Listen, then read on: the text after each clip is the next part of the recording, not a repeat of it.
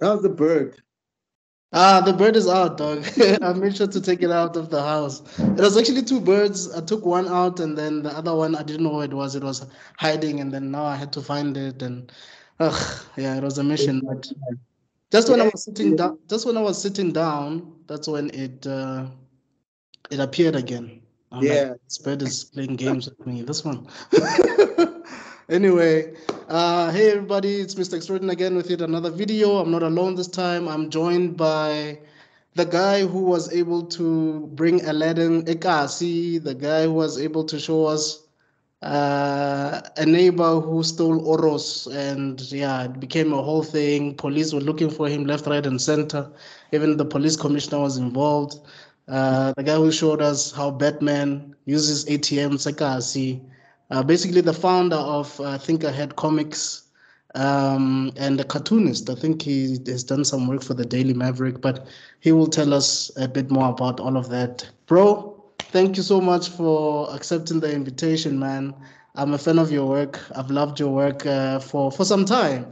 Initially, I think I saw it in maybe the animation group on WhatsApp. I'm sorry, on Facebook or something. But yeah, I just liked the stuff, and the stuff was really funny. I was actually laughing out loud. I was like, "Who is doing this? Is it a team? Is it like a lot of people or what?" And then somewhere I did some research and I found your number and I hunted you down and we started talking on WhatsApp. But before I ramble, I just wanted to just introduce yourself to whoever's going to be watching this. Maybe some people don't know who you are, so I thought maybe you would, yeah, let them know who you are, man. Oh, thank you so much, my brother, for having me. Sure. So my name is Nathi Ngubane. I'm originally from Durban, Okay. in a small township called Chesterville, and I relocated here in Johannesburg in 2015 Mm. when I got my first job as a editorial cartoonist for the Citizen News. Wow. Uh, so I currently work for Daily Maverick, and I also freelance for a number of other different small companies as well, Sure. doing comics, illustrations, graphic design services, Mm. and yeah, at the moment I'm based in Soweto, Okay. and I work from home. Thanks to COVID, actually, Yeah. I really yeah, I've been working nightly from home. Okay. I do occasionally meet with clients if they want to meet up for, like, to discuss a particular project in person. But Mm. yeah, most of the time I'm just on my chair, my gaming chair. I'm also a gamer. It looks really cool, man. That's a cool chair right there, bro. Yeah, That's a thank cool you. chair. Yeah. Thank you. Yeah, so yeah, and I actually started from a very young age, when I realized that, I wanted to be a cartoonist, actually. Okay. And so yeah, from the age of 6 or 7, actually. But what led you to that? Were you were you reading cartoon strips on newspapers, or were you watching cartoons, or what happened? Well, the thing is, right? I know you. I mean, you're like you're from the '90s, right? I'm assuming. Yeah, I'm a late 80s baby, so just Yeah. before. Yeah. I'm a '90s baby, 1990 to be exact. All right. You remember the VCR tapes and stuff like that, right? Yeah, So yeah. yeah, my dad, when I was a kid, my dad used to buy me a whole bunch of Disney uh, Eish, tapes, I can relate. and Mm, um, yeah, like he would buy me like Aladdin. yeah. My favorite one was The Lion King. Mm, Like, mm. I would watch The Lion King each and every single day, and it became so annoying. I'm sure it did for those involved, who had to witness me. And I would watch, I'd pay attention to. I was first, blown away by the animation, Yeah, and, yeah. and as I got to learn how to speak English, Mm-hmm. and understood, the storylines of these. Oh, Um, yeah, yeah. Because you were six, so you probably didn't really understand much at the yeah, time. I was 6 or 7, but I could tell what was happening, but I couldn't understand Right, dialogue, right, you know, because right. I didn't speak English. So I'd watch, and then as I learned how to speak English, I then understood how these stories work, and I just fell in love not only with the animation but with the storytelling. Like Mm. how do these people get these story like how do you create all these characters Yeah. and and get these stories down and I became very interested in that. Right. And a brother of mine, my older brother, Mm. he's also an artist, by the way. I'd watch him draw, draw all these characters that I'm always watching, and he would draw other characters, like his own characters. And I was like, okay, I also want to do this. So Mm. I started, I also started like scribbling as well. And before I knew it, by the age of 9, I was like, okay, clearly I have a unique skill to my friends. Mm. Yeah. Mm. Everybody else was drawing stick figures, and I was like, but come on, guys, this is easy. Just draw Pumbaa, draw Timon. Like it's so, you know what I mean? Like I was very, I couldn't understand why they were struggling to draw these Yeah. Yeah. because Yeah. I could draw them with my eyes closed, and then And you were uh, drawing them from memory, right? Because back then there was no Google. There was no. You no, had to just remember, just memorize this character and in your head, and then just draw it later on. no, from the pure knowledge of how I know how they look like, I Right. would just draw them from memory. Right. And my parents then said that, hey, you have something that is called a talent, and the talent is that you can draw. Mm. Um, and you know, um, and I met another friend of mine who could also draw, and it felt so special because now I wasn't alone, not just with my Yeah. brother. Like now I had someone who was my age. Right. So you basically felt like a superhero. Like, hey, we're now like growing and together, and it was only then when I was like 13 or 12 or 13 Mm. where I wanted to create my own characters. So just to get an idea, how many were you in the family at the time in the 90s? It's your mom and dad and your older brother. Are there any other sibling? Like, do you have siblings or? So it was I do have an older sister, Okay. and then my brother is the second. Okay. I'm the third, and then I have the last born, which is my sister. So I Oh, have two sisters and one brother. oh, okay. Uh, so yeah, it was only us. And even though my brother was also an artist, but he wasn't as addicted Mm. as I was because Mm. I breathed drawing. Like even Yeah. in class, like Yeah. Yeah. um, Did you you get know, in trouble in class? Did the teachers? dude, hey, like I just thought it like in like in primary school. Yeah. He's scribbling whatever. Yeah. Yeah. I mean, by the age of 12 or 13, I then decided that, hey, okay, I want to do my own characters now. Wow. I've been referencing, I've been drawing Disney, I've been abusing Disney because I've been drawing everything that they, Yeah. they Yeah. put out. And then when I was 13 years old, I was like, okay, cool. Let me create my own characters now. Mm. And that came in a form of a comic book, and I wish I kept it, man. A comic book by the name of um was it Guns Come Out? Yeah, it was called Teenagers Guns Come Out. So the brand was Teenager gun come out. Teenagers Guns Come Out. Okay. So the brand was Teenagers, man. Mm. So I had two stories under Teenagers, which was Teenagers Karate Style and then Teenagers Guns Come Out. Okay. Same characters, man. So this was my experimentation of um, creating my own characters. Mm. And then in primary I would draw in class every day. I got in trouble a Yeah. few times with the teachers, I've been but there. I've been there. I've been.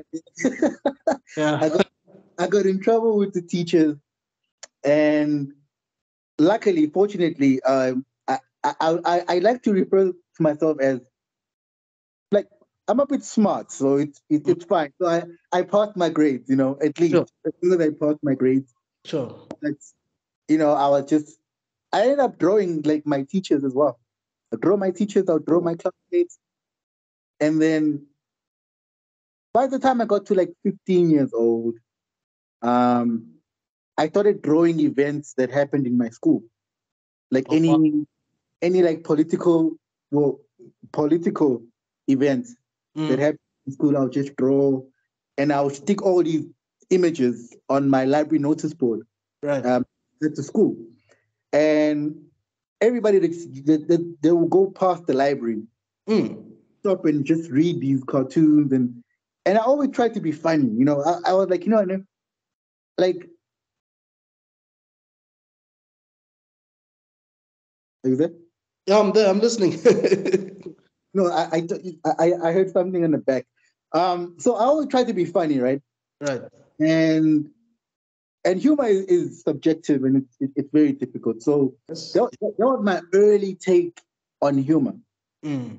Um, and then I'll draw my classmates and my teachers, and then I was approached by um, my math teacher, Right. and she was like, "Hey, there's a writing club that you could join, if you wanted to hone your skills Mm. becoming a writer." Mm. So did she read your comics beforehand, or she just noticed that you're just interested in storytelling? No, Sorry she about read my the background sounds. That's why I prefer recording at night because neighbors and stuff. But yeah, It's fine. anyway, yeah. No, my brother, no worries. No, she read all of my work. She read all of my Oh. comics, and I could say she saw potential uh, Mm. in them, and she hooked me up with this writing club.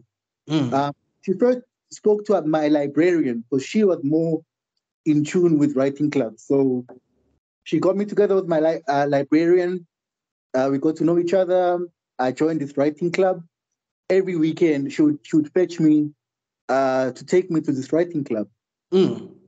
and that's when I met other young writers. I got to learn how to use your left brain and Mm. your right brain, Wow. and how to bring a story together, how Mm. to create intricate characters. You know. Which school is this, man? Oh, so I actually attended a special needs school in Durban, Okay. in Glenwood, called Open Air School. Open Uh, air. Open Air. Open air. Okay. Open Air School, yeah. This school basically was attended by those with special educational needs, Mm. visual impairment, uh, Okay. cerebral palsy, like different disabilities, really. And It sounds like a dope school, man. I don't want to lie. Like, yo, it sounds like a dope school. That's what I'm asking, because I'm like, what school is this teaching you about intricate characters? no, man, it was a dope school. And there were dope characters as well. Like we're all different, right? Like my disability is I'm visually impaired, Mm. and You were born that way, or? I was a premature baby, Oh, so I see. I hadn't like fully developed. Like I was very tiny when I was Oh, I see. according to my parents, I could fit. Yeah, I was really really tiny. Wow. I was born in 6 months, so yeah. So I attended this special needs school Mm.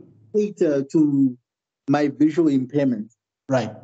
So because before I joined that school, um, in like normal schools couldn't really understand my Yeah. Right. Especially in the 90s. I mean, it must have been. issue. Mm. Exactly, Right. and they couldn't understand that I needed to be like seated at the front so I could see. Oh, yeah, yeah, yeah, yeah. They wanted to place you alphabetically or something. Anyway, and there Yeah. were like 40 kids, you know what I Yeah. mean? Oh, my goodness. Like 30, 40 kids in the class. Right. And when I joined this special school, um, there were like 7 or 8 of us in the class. So this Mm. meant that each kid could get proper attention. Yeah. Yeah. It's not chaotic and, Right. 30 kids screaming at the same time, Right. so of us could get like that individual attention. Mm. And I could say Sounds that, expensive though. Sounds like an expensive school, but oh no, it definitely was a bit pricey. yeah.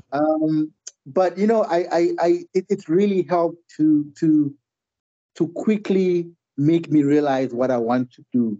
Mm. You know what I mean? Mm.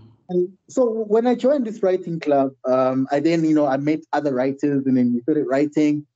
And then I published my first comic in 2005. Yeah. Mm. Okay. It was called Teenagers, Guys and Girls Stuff, right? Right. So this is you were self-publishing, basically, right? No, actually, this writing club that I've joined, Mm. called okay, maybe I should go into detail more Yeah. with it. So the writing club was called the Trevine Dancing Pencils, right? Yo. Okay. Trevine Dancing Pencils, Yeah. they have a writing club Okay. where they publish young writers. Right.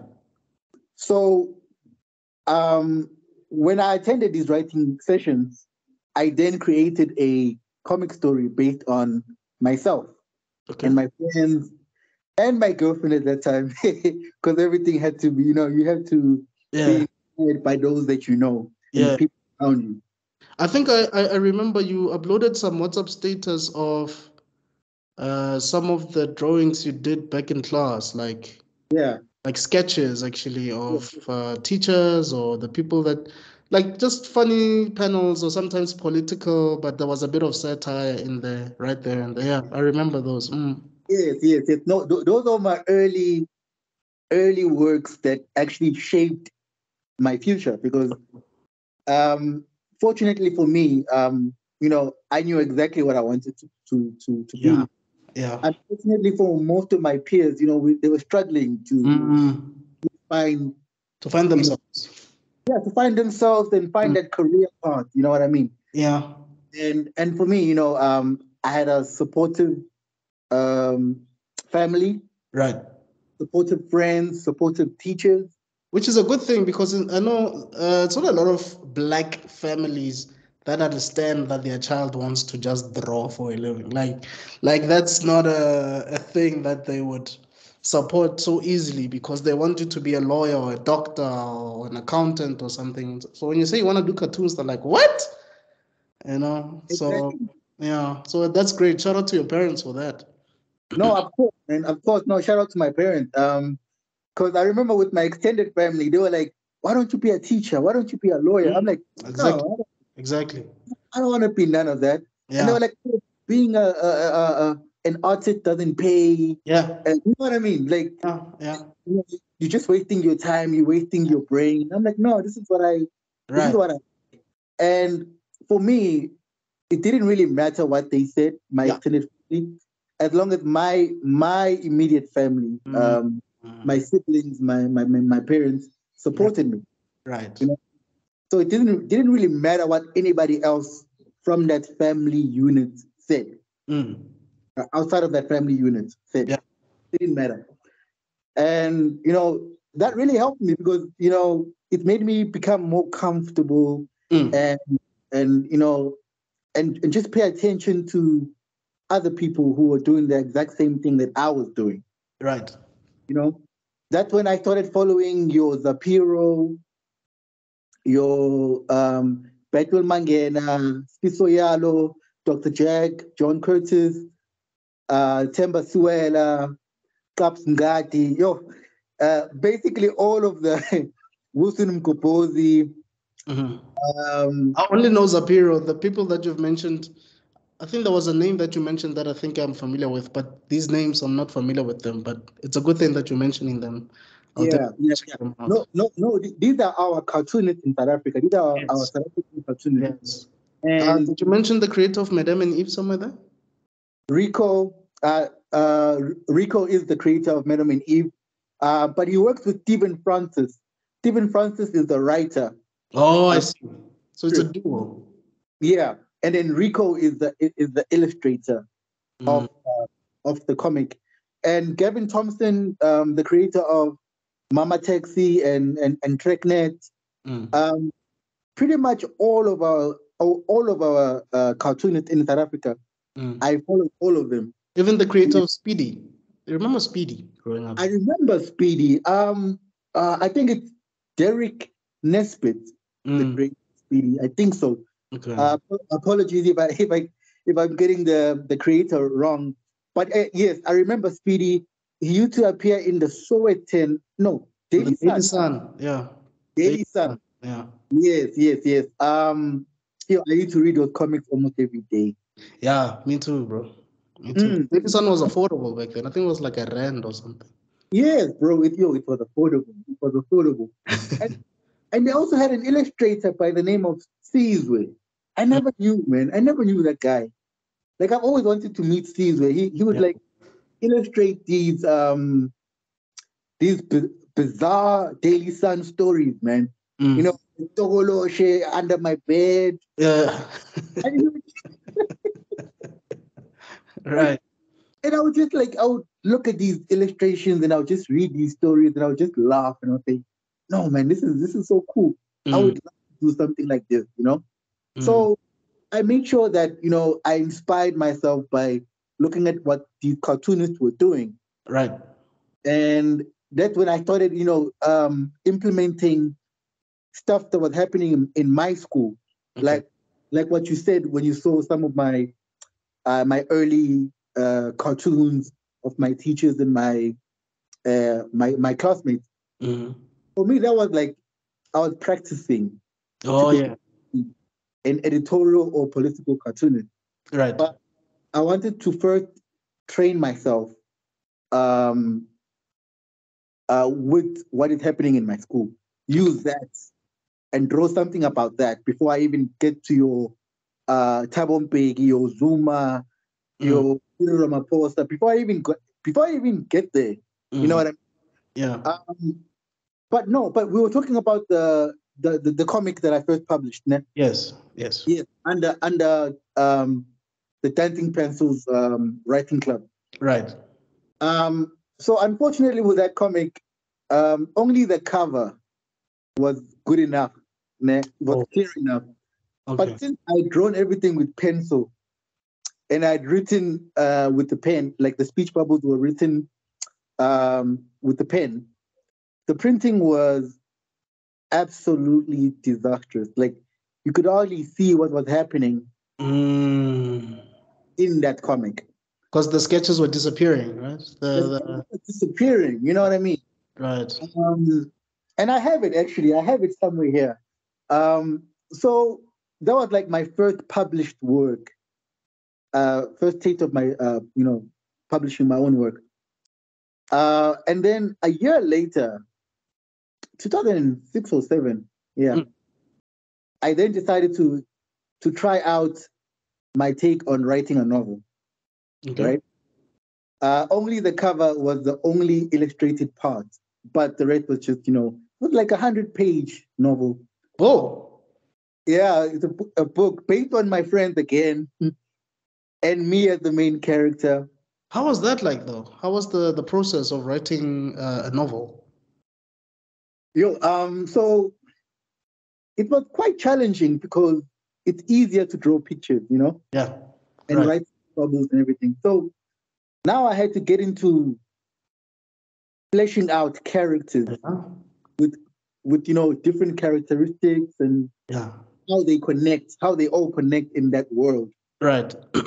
Quite challenging, but not that challenging because I'd been in the writing club for like 2 years now, right? Okay.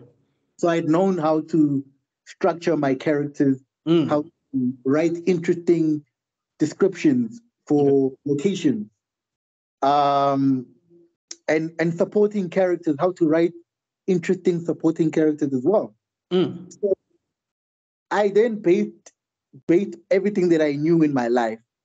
I then wrote the book, and it took me like a month or month and a half, if I remember correctly. And yeah, the book was published, and we went to go and launch it at the Durban city center. Okay. and YoTV was there. Really? Yeah, YoTV was there. I remember when YoTV was popular. Yeah. Yeah, and YoTV was there, and they had a segment called The Keeper. Mm. YoTV The Keeper. And then they interviewed me about the book. What? You appeared on Yeah, TV? yeah, I was on TV for the first time. I was so excited, man. I was so nervous. Yeah, I can imagine. Yeah, I was so nervous and excited at the same time. But my friends were there, so we were all like appearing Yeah. together, and Yeah. then they were asking me, the author, about the book, and then they asked my friends about how does it feel to be part of a novel, and they said what they said, and that's when I knew, hey, I can also write stories, man. Like Mm, mm, not just drawing comics and illustrating and doing political cartoons, but I could also write a proper book. right. But to this day, that's the only book that I've written so far. I guess that's the only evidence you needed, man, that you can make it work. I mean, because some of us, we've started doing those things, but we never finished them, But if you had a book and you finished it, Yeah. that's actually impressive. So, did you make a lot of copies? Was it successful? Was it like a huge deal, or was it just a few people that actually were able to read it? Can I find it somewhere now, or will I have to like find it from you, or what happened with that? So the book was quite successful in the day, back in the day, and it has been reprinted again by the Trevine Denting Pencils. I'll Okay. send you a link. I'm sure you can still find it online. Oh. So the book was mostly for teenagers and Mm, younger people read, because mm, actually it was for all ages, because there was no inappropriate yeah. uh, adult only content in that book. There So it was was no written for parental guidance required. yes, yes, exactly. So yeah, it was quite successful in a sense that it's been reprinted a number of time over the years. You know, Oh, by my publisher, okay. because people like wanted to read more of it. But most of these books that were published by people under this Denting Pencils Writing Club, Mm. books went to schools, like libraries and Yeah, yeah, yeah.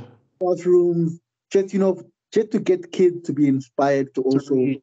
Mm, and also write. You know what I mean? mm, Like mm. especially young black kids. Yeah, for sure. Yeah, and um, there was also a lot of white writers, and black children need to be represented. You know what Right, I mean? And right. the best way of representation, if they see their own people with the same skin color as them, Mm, stories that yeah, they relate to. right, Mm. right. So yeah, the book was definitely successful, and I lost my copy, man. I think one of my ex girlfriend has a copy. I need to call her and get it back. But but I lost my copy of my novel. Okay. Um, but yeah, that's when I realized I could write actual stories, and yeah, and then when I got to university, I studied graphic design. Oh, yeah? Um, yeah, at the Durban University of Technology in Right. Durban. Yeah, and I got my diploma after 3 years. And fortunately enough for me, I was actually late for the entry test. Actually, Okay. I almost didn't make it, but a teacher of mine, uh, you know, you know how the world works, right? Like you have to know someone. It's not Yeah, about what you know, who you know. yeah, Unfortunately, that is how it works. yeah, You yeah. can be a skilled engineer, you can be a great lawyer, but if you don't have the right Mm, connection, mm, mm. then you're stuck. Like 100%. Yeah. no direction. You know what I mean? Right. One of my teachers knew a lecturer at DUT, Durban University of Technology, Mm. and she spoke on my behalf if I could be part of the last entry test Wow. for graphic design. Mm-hmm. This is 2008. This is actually 2012. Okay. This is 2012, no? Okay. And I managed to get into the entry test and write the test, and I passed, and then I enrolled. Actually, that was 2011. Sorry, I wrote the test in 2011, and then I enrolled in 2012. So I did my first year in 2012. Yeah. For 3 years. It was quite challenging, man, because coming from a school where you're the only person, pretty much the only person that could draw very well. Right. Everybody admired you in that school. Yeah. And You were the guy. You were that guy. you know what I mean? I was that guy. Even with the ladies. Oh, even with the ladies, I was that guy. Hey. Okay. You know what I mean? All and I even did like projects for people in school. Like I'll draw like for 10 Rand or 20 Rand. Right. I can relate to that. I've been there. Yeah. And to now a place where I'm surrounded by only artists, people that are miles ahead. That have studied anatomy and geometric shapes and Yeah. And bear in mind that there was no art classes in my school. Right. Art wasn't a subject. Yeah. You were self-taught basically. Basically, yeah. So I was self-taught. So when I got to university, I'm like, yes, I'm starting from scratch now because wow. You know what I mean? Like it's like, yo, I thought I could draw. Nah, I can't draw, bro. I'm a baby compared to all of these my fellow classmates. Yeah. And everybody has their own styles. There was one girl that loved drawing anime. There was an amazing guy that could just do amazing paintings. Like everybody had their own styles. Yeah. There was comic artists as well. People, they were insane with anatomy. Because the thing is, man, before I went to university, I didn't pay attention to anatomy. I was like, whatever, I just draw. Yeah. You know, yeah. I just draw figures. And then when I got to university, I had to start from scratch. Like I had to start from scratch. And simultaneously, I then got introduced to Photoshop as well. Right. And Illustrator. Those are two powerful, or for those that may not know, Illustrator, Adobe Illustrator helps you to basically retrace artwork from sketch to digital, and it helps you to turn those sketches into vector format, which means you can blow up that artwork on a billboard and it won't pixelate. The quality will still be great, or any other material. You can print it on t-shirts and so on. Photoshop is a photo manipulation tool. I think a lot of people know Photoshop better than Illustrator, so you can enhance a picture or take out blemishes or scratches or things of that nature. So yeah, just wanted FYI in case maybe I might lose you. So I just wanted to say that. So please, sorry, continue. Thanks for explaining that. So I then got introduced to these, digital software now, where I can now draw digitally and take my artwork onto the computer. Because before that, everything was pen on paper, pencil or pen on paper. That's all I knew. So now I had to learn these fancy software.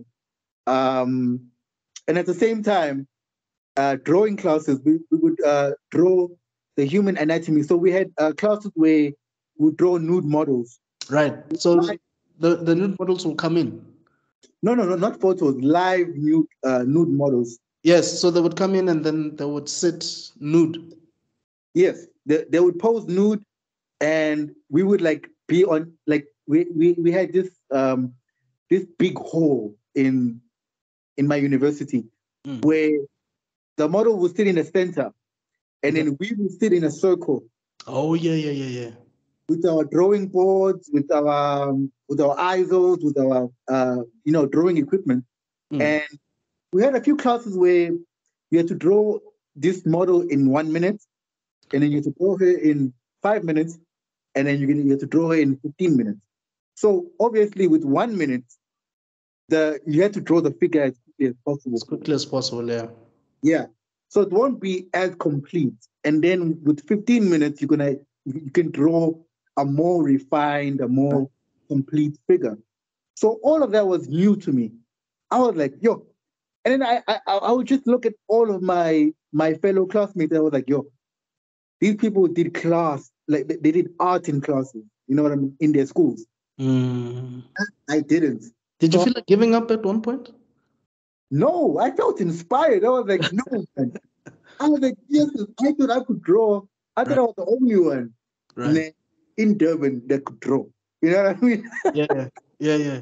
And I was like, yeah, no, these guys are inspiring me. And I felt inspired. And then under a few months, I quickly got into the vibe of it because, you know, as my parents said when I was younger, this is my talent, and you know, I have a gift for this. Right. So I quickly adjusted. I even bought a few books on anatomy. Oh yeah. Yeah. Where did you get these books? Was there like exclusive books at in Durban somewhere? Is that where you bought them? Or? Yes, it was a place called I think it's Ike's Books. Yeah. And I bought this book called The Fundamentals of Drawings. All right.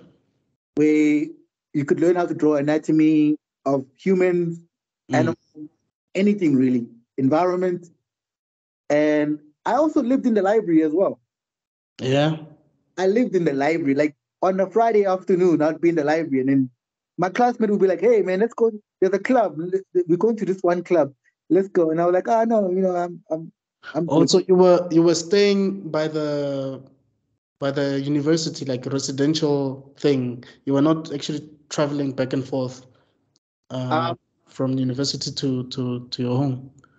So for the first 2 years of my studies, I traveled back and forth. But the university was 15 minutes away from me. Oh, okay. So yeah, very like that what I like about Durban, man. Durban, everything is so close by. Unlike here in Gauteng. Gauteng is just open. Yeah. You know what I mean? Everything is far away. Like you wanna, are you in Soweto? You wanna go to the Val? You travel 2 hours, man. Yeah. You know what I mean? Everything is just, it's spaced out. But Durban, everything was close by. I traveled back and forth. Right. 2 years of my studies. And then the third year, I then decided to, stay at rest. Okay. I can properly focus on my final year. Right. Of study. So yeah, I quickly adjusted. I quickly learned how to use Photoshop, Illustrator. I learned how to design logos because I wasn't really into graphic design. Even right now, I'm not that into graphic design, but it's part of my job. So I understand. Yeah, it helps put food on the table because people want logos. Yeah, definitely. Yeah. So yeah, man, I studied 3 years of graphic design. I got my diploma in 2015. Then at the same time, I was actually working as a cartoonist for a small website called the Daily Vox. Okay.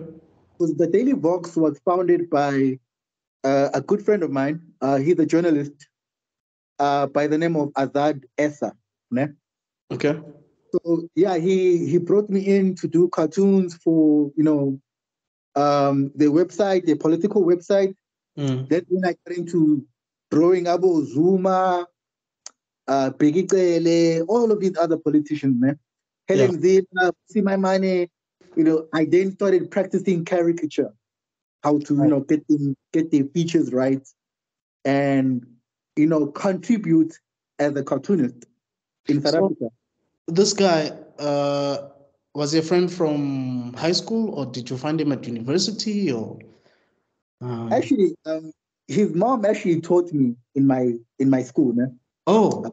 In high school, and he's way older than me, by the way. Okay. So I think he's like 40 something now. Né? Okay. So his mom introduced me to him Okay. because he needed an artist to Oh, right. yeah, to draw something for like a news a magazine editorial. Mm. That's how we met, and then yeah, we became friends after that. And then he told me that hey, when you're done with university, we should work together. Right. And that's exactly what happened. He started this website alongside his colleagues, and then they hired me to draw cartoons. And then I was noted by a man by the name of John Curtis. Okay. John Curtis is, I'm sure you are familiar with Africa Cartoons on Facebook. It's Africa. basically Sounds familiar. Africa Cartoons. Né? Mm. It's basically the largest political cartooning website in Right. Africa, Okay. where he would post cartoons from all cartoonists in South Africa, Africa, and also internationally. Né? Ah, okay. So he noticed me. He was like, "Hey, I see you're doing good work for Daily Vox." And I was like, "Oh, thank you, John. I mean, I've been following you for years." Mm. And then he started like uploading my work on Africa Tunes as well. And that for me was like, yo, now my work is alongside the Piro's work. Yeah. It's a Yeah, big deal. Mm. no, I mean, that was a big deal for me. I was like, I was Yeah. starstruck. I was like, wow, now Zapiro is gonna see my cartoons. Right. Again, I'm gonna see my cartoons. Nkopozi, Siwela, all of these people that I look up to. Mm. They're now gonna see my cartoons. You know what I mean? And my mentor, I didn't mention my mentor, Nanda Subin. All right. Subin. Um, he also, spoke to John and all these other cartoonists about me, Right. saying that, hey, I have this young man who is an aspiring cartoonist, and you guys should keep an eye on him. Right. And then, that's how, John and I became friends as well. That's how I got in contact with Zapiro. We became friends. That's Wow. how I became friends with all of these cartoonists that I That looked up stuff to too as a kid. Yeah. as a kid. I was like, even right now, I don't believe it. That hey, I have Zapiro's number. Hey, I That's have Martina's number. I that's have, amazing. Actually, that's you know that. what I mean? I have their personal number where I can call them, I can talk to them, I can Mm. get advice. You know what I mean? Rico from Merriman Eve, I have his number. Wow. So that was like, even right now, I can't believe it. Like, yo, these people, I'm with these people now. We're now sitting together at the same table. Mm. And then John would organize yearly functions where we all get together and Mm. have drinks and talk about cartoons and exchange books and all of that. Yo, how did that feel, man? Being in the same space as those guys. I was like, yo, I'm a huge fan. To all of them, I was like, I'm a huge fan. Hey, Right. I'm a huge fan. Hey, Right. I'm a huge fan. And they're just looking at this guy here, shaking. You know what I mean? Right. I was even today. I'm very privileged, man. I'm very fortunate, Mm. Mm. to know all these people. But And at the time you were still in Durban, no? sorry. At the time you had lunch with them or you were sitting down with them, you were in Durban. You were still staying in Durban. Oh, Oh no. That okay. I'm gonna. Yeah, that was when I was living in Joburg now. Né? okay. But but getting back to meeting John and having him share my work Right. on Africa cartoons. Né? I then got a call from the Citizen here in Joburg, Hey, whoa.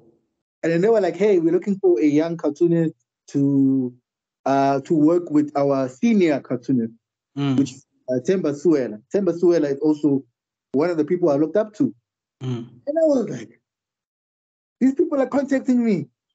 This And is in that in 2015? 2015, yeah, Okay. 2015. And then Nanda Subin, my mentor, né, he Mm. calls me and he's like, hey, I just put your name forward for at the Citizen. They may need a cartoonist. So just be on standby. Yeah. And yeah, they gave me a call and I was like, oh yeah, I am available. And then they were like, would you be willing to relocate? That's the ultimate question right there. You know what I mean? That's Yeah. the ultimate question. And that question is driven by salary. If I get the right salary, I will then be able to relocate. Smart. That's smart. That's a smart way to look at it. Yeah. Yeah. Because I have family in Joburg, bro. I don't know anyone Yeah. here. You You know have what I to mean? afford the rent, right? And I have to rent, I have to buy food, I have Sports. to send money home, I have to book transport because I don't have transport. Yeah. Yeah. You know what I mean? So I had to consider all of that. Right. So they offered me something quite low at first, and I was like, I'm actually getting, and I even actually, you know what? I actually lied. I was like, I actually make more as a freelancer. You lied. Yeah. Right. Yeah. I was like, no, I'm not gonna relocate for this amount of money. You know what I mean? Right. So I make more as a freelancer, you know, Mm. than what you're offering me. Hey, So that you was a guys big give, risk though, because it was a huge opportunity that was given to you. it And wasn't, you're busy, you're sort of negotiating, but you could easily lose this because they could just say, okay, fine, we'll just find someone else. no, they could easily say that, right? But I was like, you know what, man? I am not going to accept this amount because if I accept it, that's going to be my amount for a very long time. Yeah, yeah, yeah, yeah. For a Yeah. very long time. Yeah. So let me take my chances Mm, by saying that I make more. yeah. Then I make double or triple this amount um, as a freelancer. Mm. And then I was like, yo, well, that's it. I was like, that's it. They're not gonna call me. And I told my parents, I was like, you know what? I wasn't willing to go for that amount because I was gonna be poor, dirt poor in Joburg. You're gonna be You know, depressed, bro. I'm gonna be living for rent, bro. Mm, mm. Like the money that they were offering me was enough to pay rent. Just to paint a picture Nothing else. Nothing else. to whoever's watching this. I was living in Joburg in 2010, and I Mm. was staying around Gandhi Square side, Risikan Commissioner.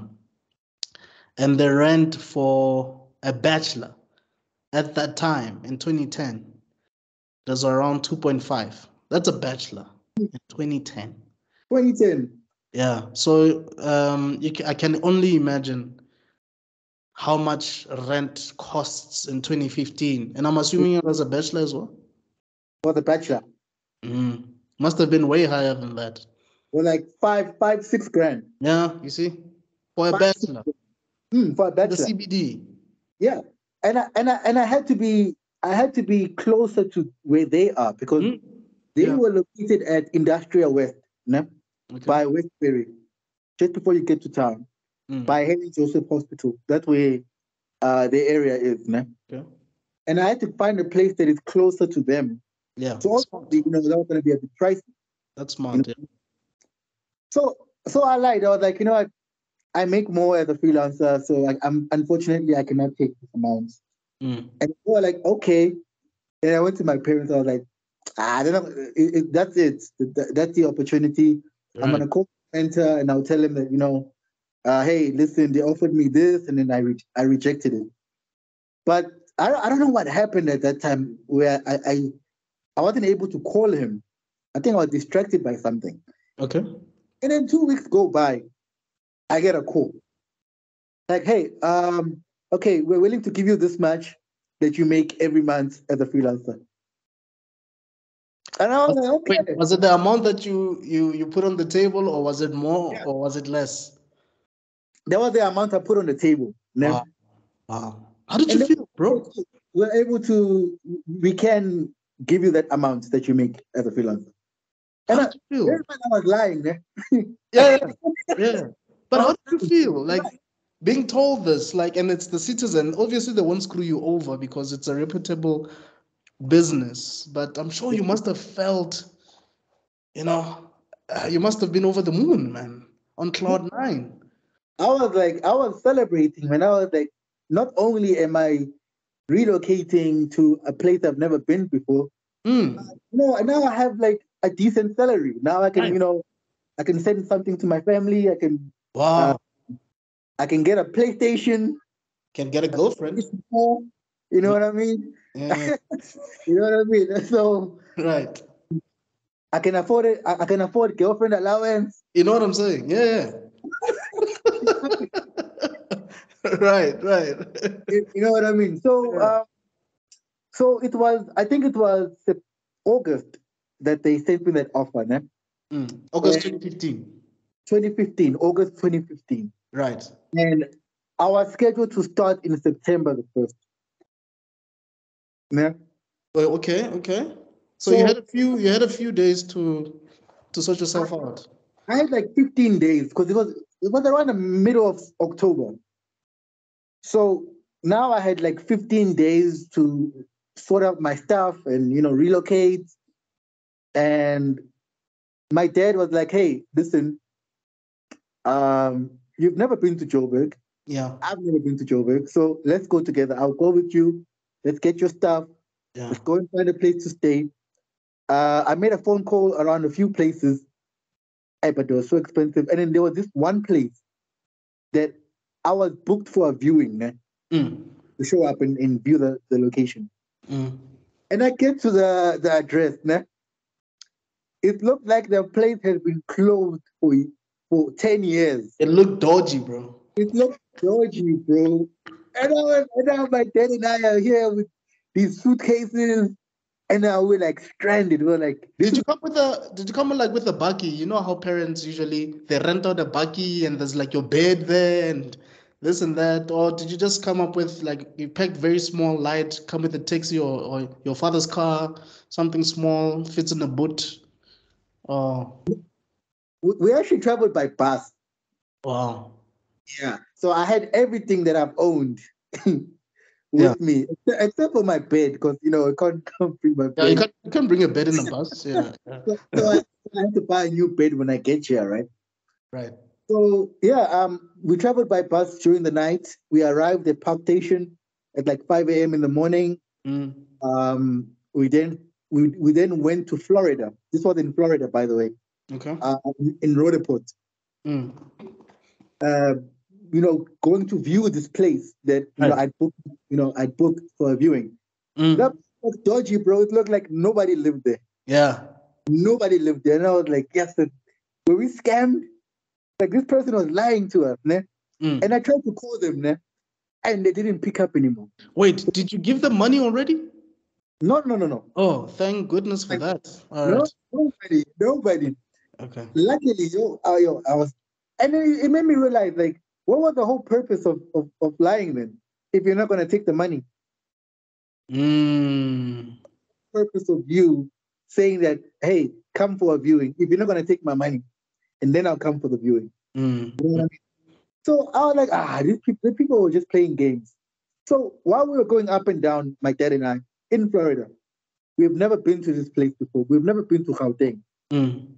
Uh, some guy stops us, and he was like, "Hey, I've noticed you guys are going up and down. I'm a caretaker at this flat. Oh wow. You guys looking for like a place to stay, or do you want to rent or whatever?" Mm. And we were like, "Yeah, no, we are looking for a place to stay." And then luckily there was a room there. And that guy was legit. He was legit. Mm.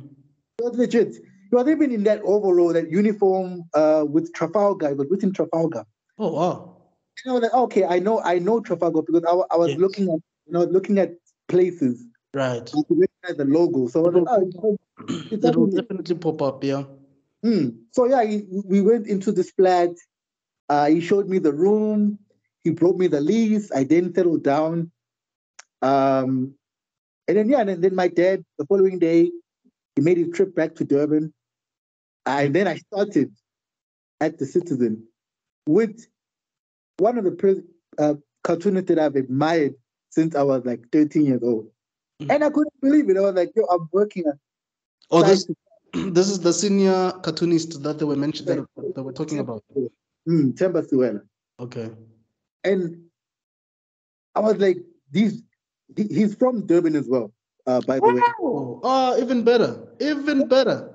He's also from Durban. Like, hey, these two. Zulu ninjas, Yeah. uh, in Devon, Yeah. in You could Joburg. relate a bit. Yeah, of course. Yeah. Of course. You know Yeah. what I mean? Like these two hustlers from Durban, they are working together, in Right. Joburg, and we became the best of friends. But even today, we are like he's basically, I could say he's the closest cartoonist I am with like the cartoonists that are legends. I'm more closer to him than the rest of them, Mm. because I mean we work together, okay, Right. And also being and from the same place, it also plays a role. yeah, Because I'm sure he was giving you tips on how to survive in Joburg and do this and that and don't go to this corner. Make yeah, sure yeah, yeah. and also he's also from Florida, so I Oh was my renting in Florida, goodness.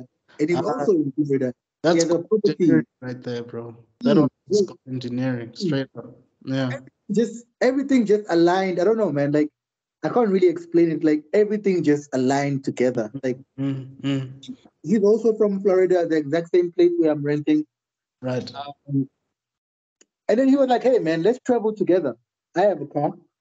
Oh Uh, wow. I'll I'll pick fetch you up you. every day." Yeah, like he picked me up every day, go to work.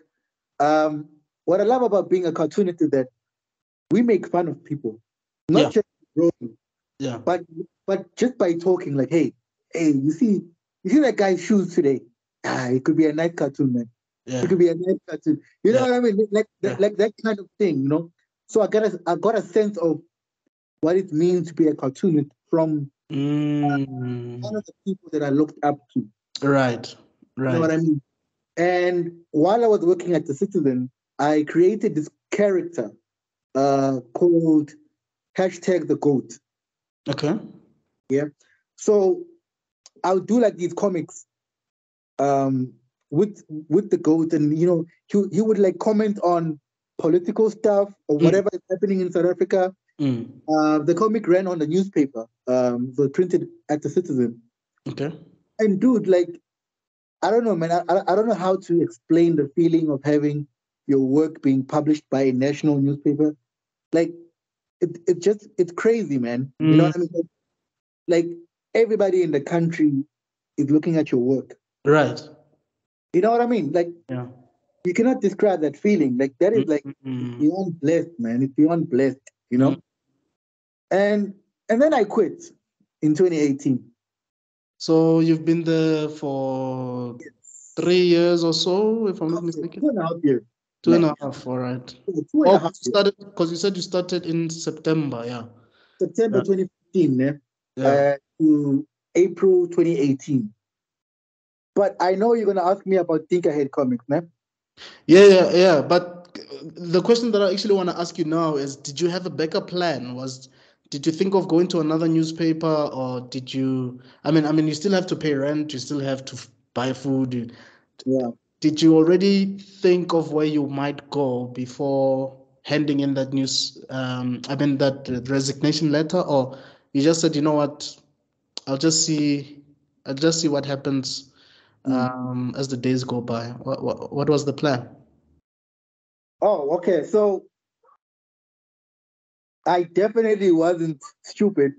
I had to make a plan, right? Right, right. So before I quit, man, I I knew when I was gonna quit.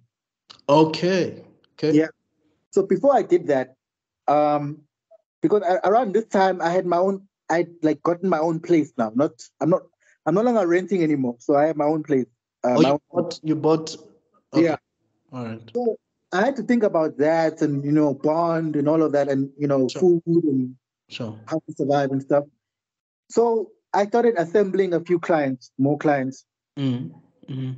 Um, and then once I had enough clients, um, I then thought it was time for me to go. So let's say this was around February or March. Mm, February, okay. All Yeah, right. Mm. because March was my resignation month. Period. Yeah, It your last 30 days or whatever. was in April. Yeah, my last day was in April, Right. beginning of April. Mm. So assembled a few clients that I had been working for while I was still at the Citizen. Anyway, Okay, like on a freelance basis. on a freelance basis. Right. Um, so I spoke to them and I told them the situation. Like, hey, listen, I want to do my own thing now. So if you guys want to work some more, I'm willing. I'm now available to be, around full time for you guys. Sure. So that was my pitch. Like, hey, I'm now available because before that, I would be like, hey, I had to meet a deadline for the Citizen. You know what I mean? So then I ended up submitting their work late. Ish. So yeah, now I told them, hey guys, I'm now available full time. If you guys want to work, I want to spread my wings now and Right. become a freelancer. Right. So I gathered about 5 or 6 clients. Then I was like, okay. Then I calculated that how much am I going to make between all of them, and I knew that okay, cool, yeah, this will be enough to keep me going for 3 months. So I then resigned. Wow. So it wasn't, like I said, I wasn't bitter, and it wasn't like, oh, I quit or whatever. Yeah. I had to be smart about it because now I have a bond to pay. 100%. You know what I mean? So I had to be very smart about it, and I had to be sure that's what I wanted to do now. Right.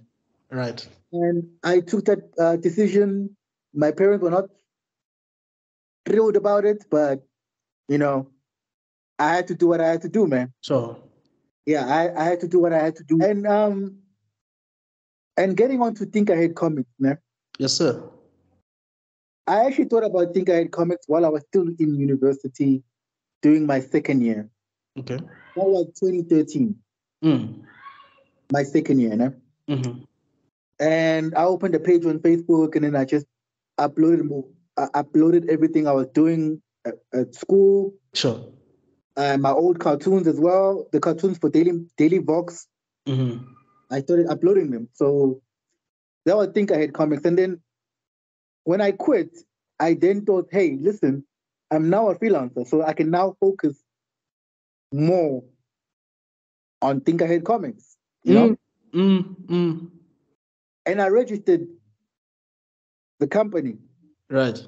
Business, né? In 2018. Okay. And I decided to take myself more seriously. Because now I was by myself. Right. I'm not I'm no longer dependent on a salary. So whatever salary I get, it has to come from me. Right. You're the business, basically. Yeah, definitely.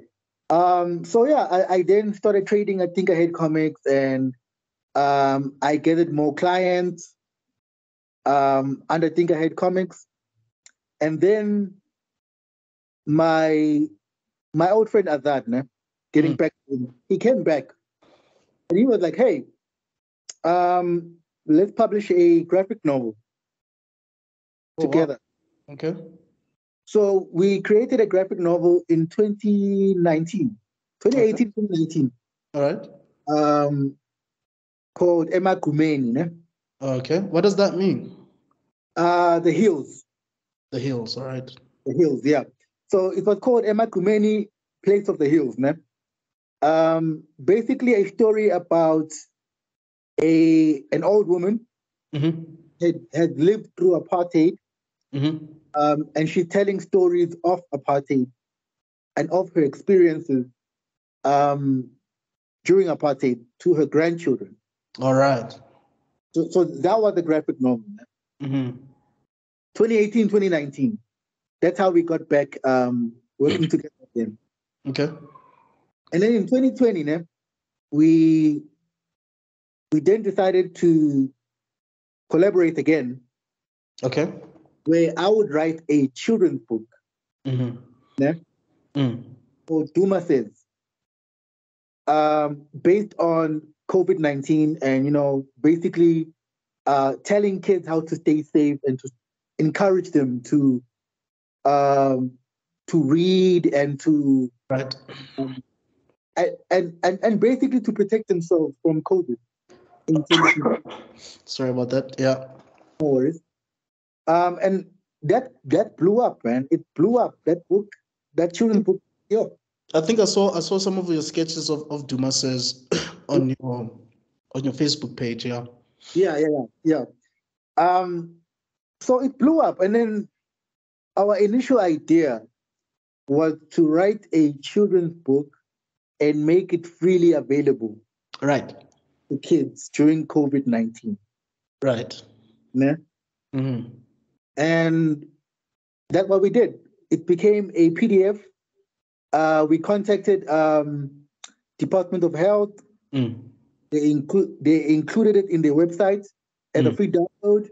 Mm. It was picked up by Zwelim Kize, the then health minister in 2020. Mm. I was like, whoa, our whole minister of health has tweeted my book. Wow. I mean, And it's amazing because it's edutainment, right? It's you basically entertaining kids, but educating them simultaneously. So obviously the government would want to be involved in something like that. yeah, no, of course. And then the fact that it was freely available, Right. And freely accessible to anybody that is willing to download. Mm. So after that was like the first book, né? Book number 1. So after the success of that book, we then realized, hey, listen, we need to continue the story because Right. COVID is still around. COVID is still happening. Sure. At that time, we thought that it's not going away anytime soon.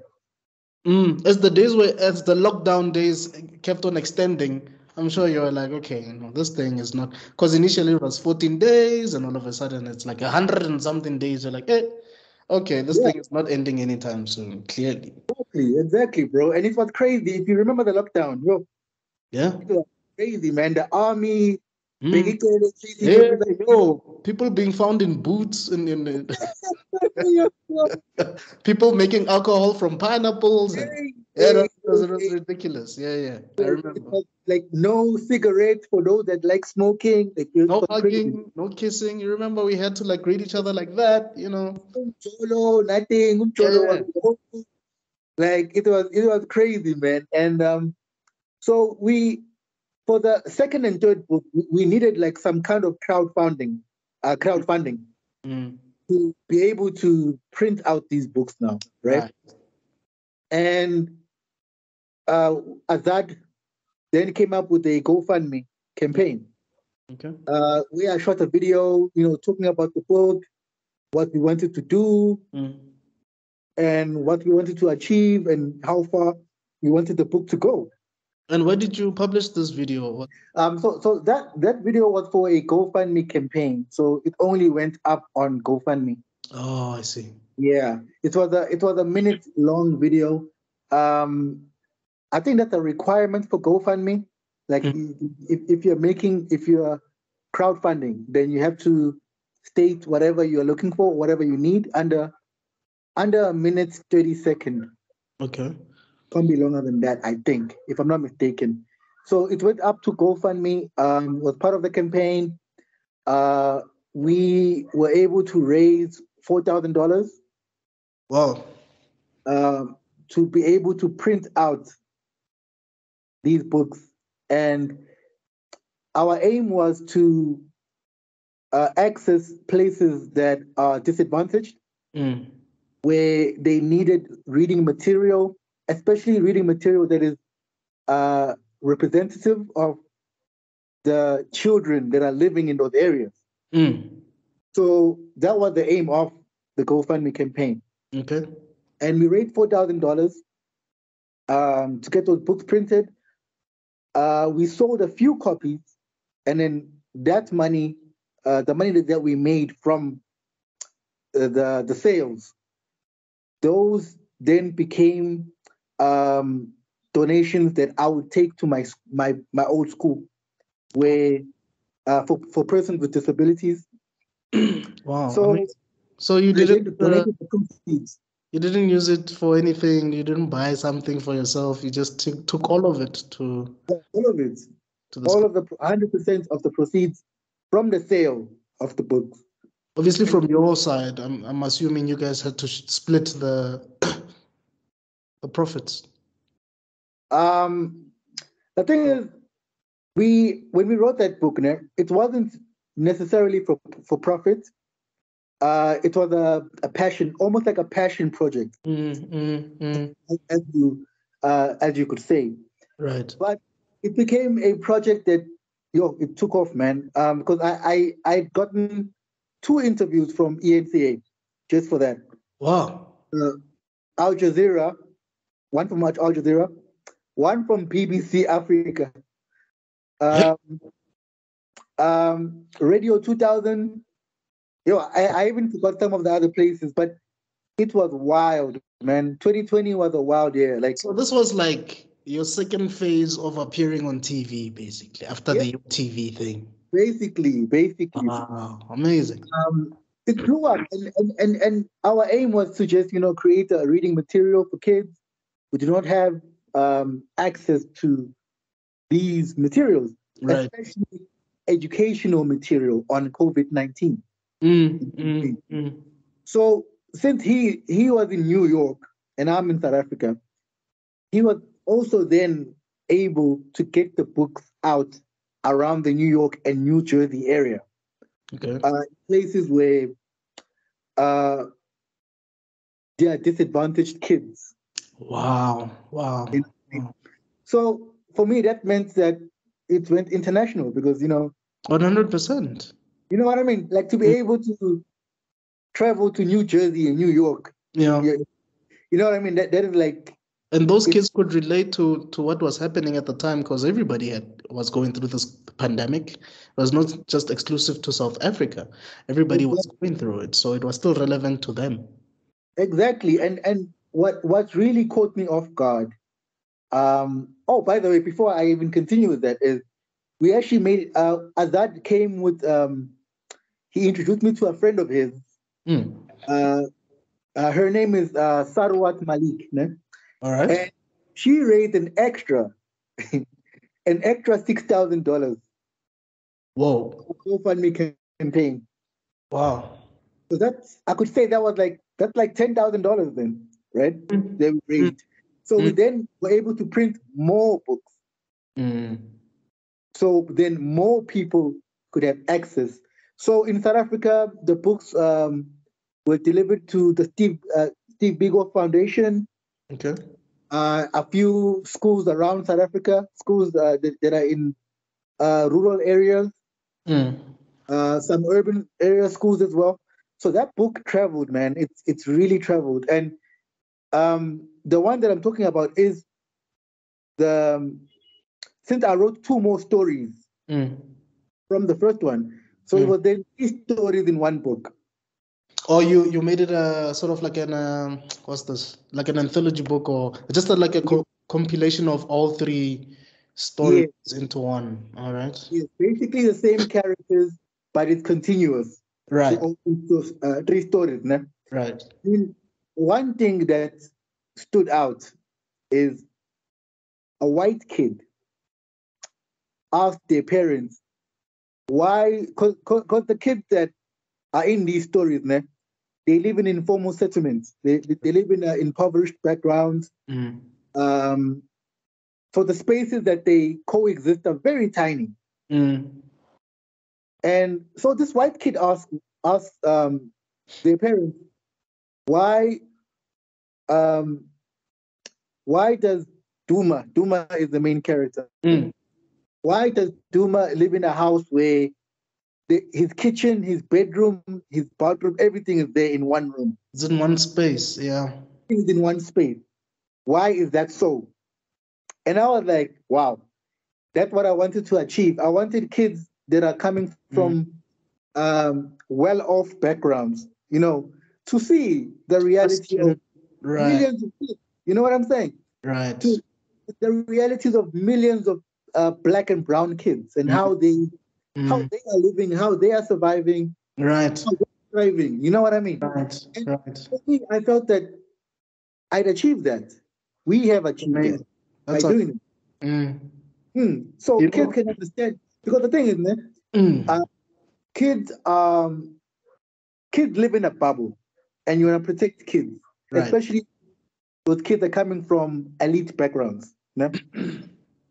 So now those kids are shielded from the real world Yeah. and how real people are actually living. So that book was basically like almost like a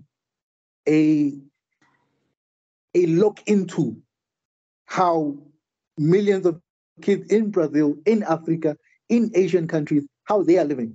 So for me, I felt that, I felt proud of us, man. I felt that, we'd achieved something that, to get these kids to actually think about other kids that are less fortunate than they are. You reminded me of Shamik Moore. So Shamik Moore is an actor, I believe he's also a singer. He voiced Miles Morales in the Spider-Man Oh, yeah, yes. movie. I know Yeah, him. Yes. I that think he guy. was part of a series called The Get Down. Eh? The Get Down. There's a series called The Get Down on Netflix. Oh, I think he was one of the actors there, but I know the guy. yeah, I'm not familiar with that one, but I know it was also on Dope and it was also on Wu-Tang, Yeah. the American Saga. Yeah. Yeah. So he said that when he grew up they were bathing in a tub. You know these tubs, instead of like a bathtub, like these small nyana vascom, I don't know what it's called in English, but these small tubs Mm. where you can pour like hot water from a kettle and then just bath from small. Yes, yes, yes. Papa Storm. Yeah. And when he said that, like, this is before, he started getting these proper gigs and started obviously the money coming in and stuff. And I Yeah. was like, he went through that? Because I know that, some South African kids, that's how they grow. That's what they're used to. It's only maybe when they start coming to Joburg or in certain areas that they start getting used to showers and bathtubs and stuff. And I was like, if he went through that, that means on a global scale, this thing is still prevalent in some of these areas that we might not be privy to, like some parts of Jamaica, I guess, like you mentioned Brazil, other parts of Asia that we might not even know of. So for you to even um, show the reality of informal settlements like that must have really, really been relatable to a lot of people, a lot of people. So shout out to you for that. No, thank you, man. Thank you. I mean, that's how I grew up with Vasco. Yeah. I mean, I grew up like the first 10 years of my life, I, Mm. I lived in an informal settlement. Eh? Oh, And okay.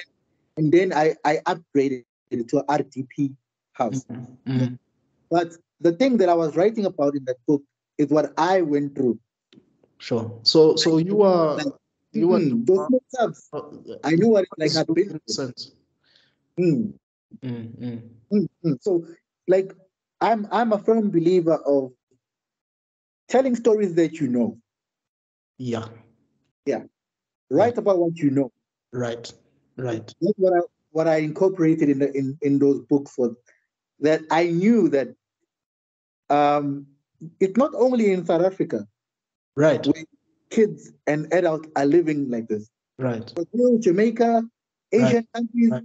Right. so many black and brown kids. Right. You know, it was for black and brown kids, and I wanted to represent us and to show, you know, kids that have never even dreamt of seeing a small room where a whole family coexist. You know what I'm saying? I Yeah. want kids to be like, wow, is this like a fairy tale or is this real? No, it's real. It's real. It's It's real. real. It's amazing how, there's not even any privacy, man, with It's not parents and kids. And sometimes when it rains, you find that the roof is leaking. roof is leaking. Right. You have to we need to put Mm. bucket in different places Mm. Mm. to the Mm. leak. You know what I mean? Yeah.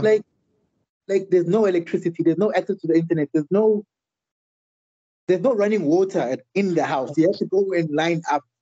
Yeah. Whether it's raining or it's cold, that's what you have to do. You had no choice. Dude, in winter you have to use gas heaters. You have to, yo man, like I can Wow. go on and on and on and on. But Mm. like the whole point of those books was to, number one, educate kids about COVID-19. Number two, teach kids about how other kids are living. And number three, to pose the question of, because the books are about making masks and sanitizing, né? That's what the stories are about. So now to pose the question of, how are these people expected to get masks and sanitizers when you don't afford them? People have to choose between bread and a mask. Do you think they're going to buy a mask? No. No. They're going to buy bread. So, in a way, we wanted to plant that seed of, but how are we expecting these people to survive? Exactly. How? How are we expecting them to survive? Because they have to choose between putting food on the table and wearing a mask or getting a bottle of sanitizer. What is it going to be?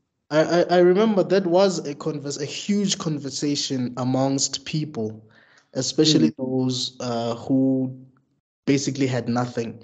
I remember even street vendors at a point where were really concerned about their businesses because um, they needed to sell for a living. That's how they made their money. And you had areas like your Alex, places that are so congested and highly populated areas, and you want you want these people to wear masks, and not everybody can afford to buy that. And I mean, how do you manage that? How do you mitigate risk in that situation? It was tough. It was tough. Those were the conversations that people were having, albeit in private. But those who were, I guess, brave enough to speak about those things said something. But it was not the most ideal situation. Yeah. No, exactly. And I'm glad that we were able to do something during COVID. You know what I mean? We were able to to plant that seed of, hey, there are still millions of people that are living in absolute poverty. I mean, what are you guys doing? The guys that are well off, the government, what are you guys doing for those people? How are you protecting them from the virus? Right. How are you ensuring that they get food on the table for their family? So those were the important questions that we wanted to get across during COVID. Yeah. What you're saying now, it makes me. There's a question I actually wanted to ask you. Is I have seen some of your work that you have done for the Daily Maverick, and I just wanted to know: are you always watching the news, reading newspapers for you to come up with a cartoon? Because I've noticed that most of them are based on current affairs. But even though that the messaging is a bit subtle, and it's quite powerful, obviously you need to be informed about what's happening before you come up with. I mean, I think one of the concepts that you came up with, even for Think Ahead, was about that submarine that those guys that were wanted to see the Titanic. And yeah, so are you always reading the news or watching the news to be informed before you come up with an idea of that nature with political satire, or how do you go about it? Well, as a cartoonist and artist, you have no choice. You have to be informed. You have to follow the news. You have to know what the latest trends are.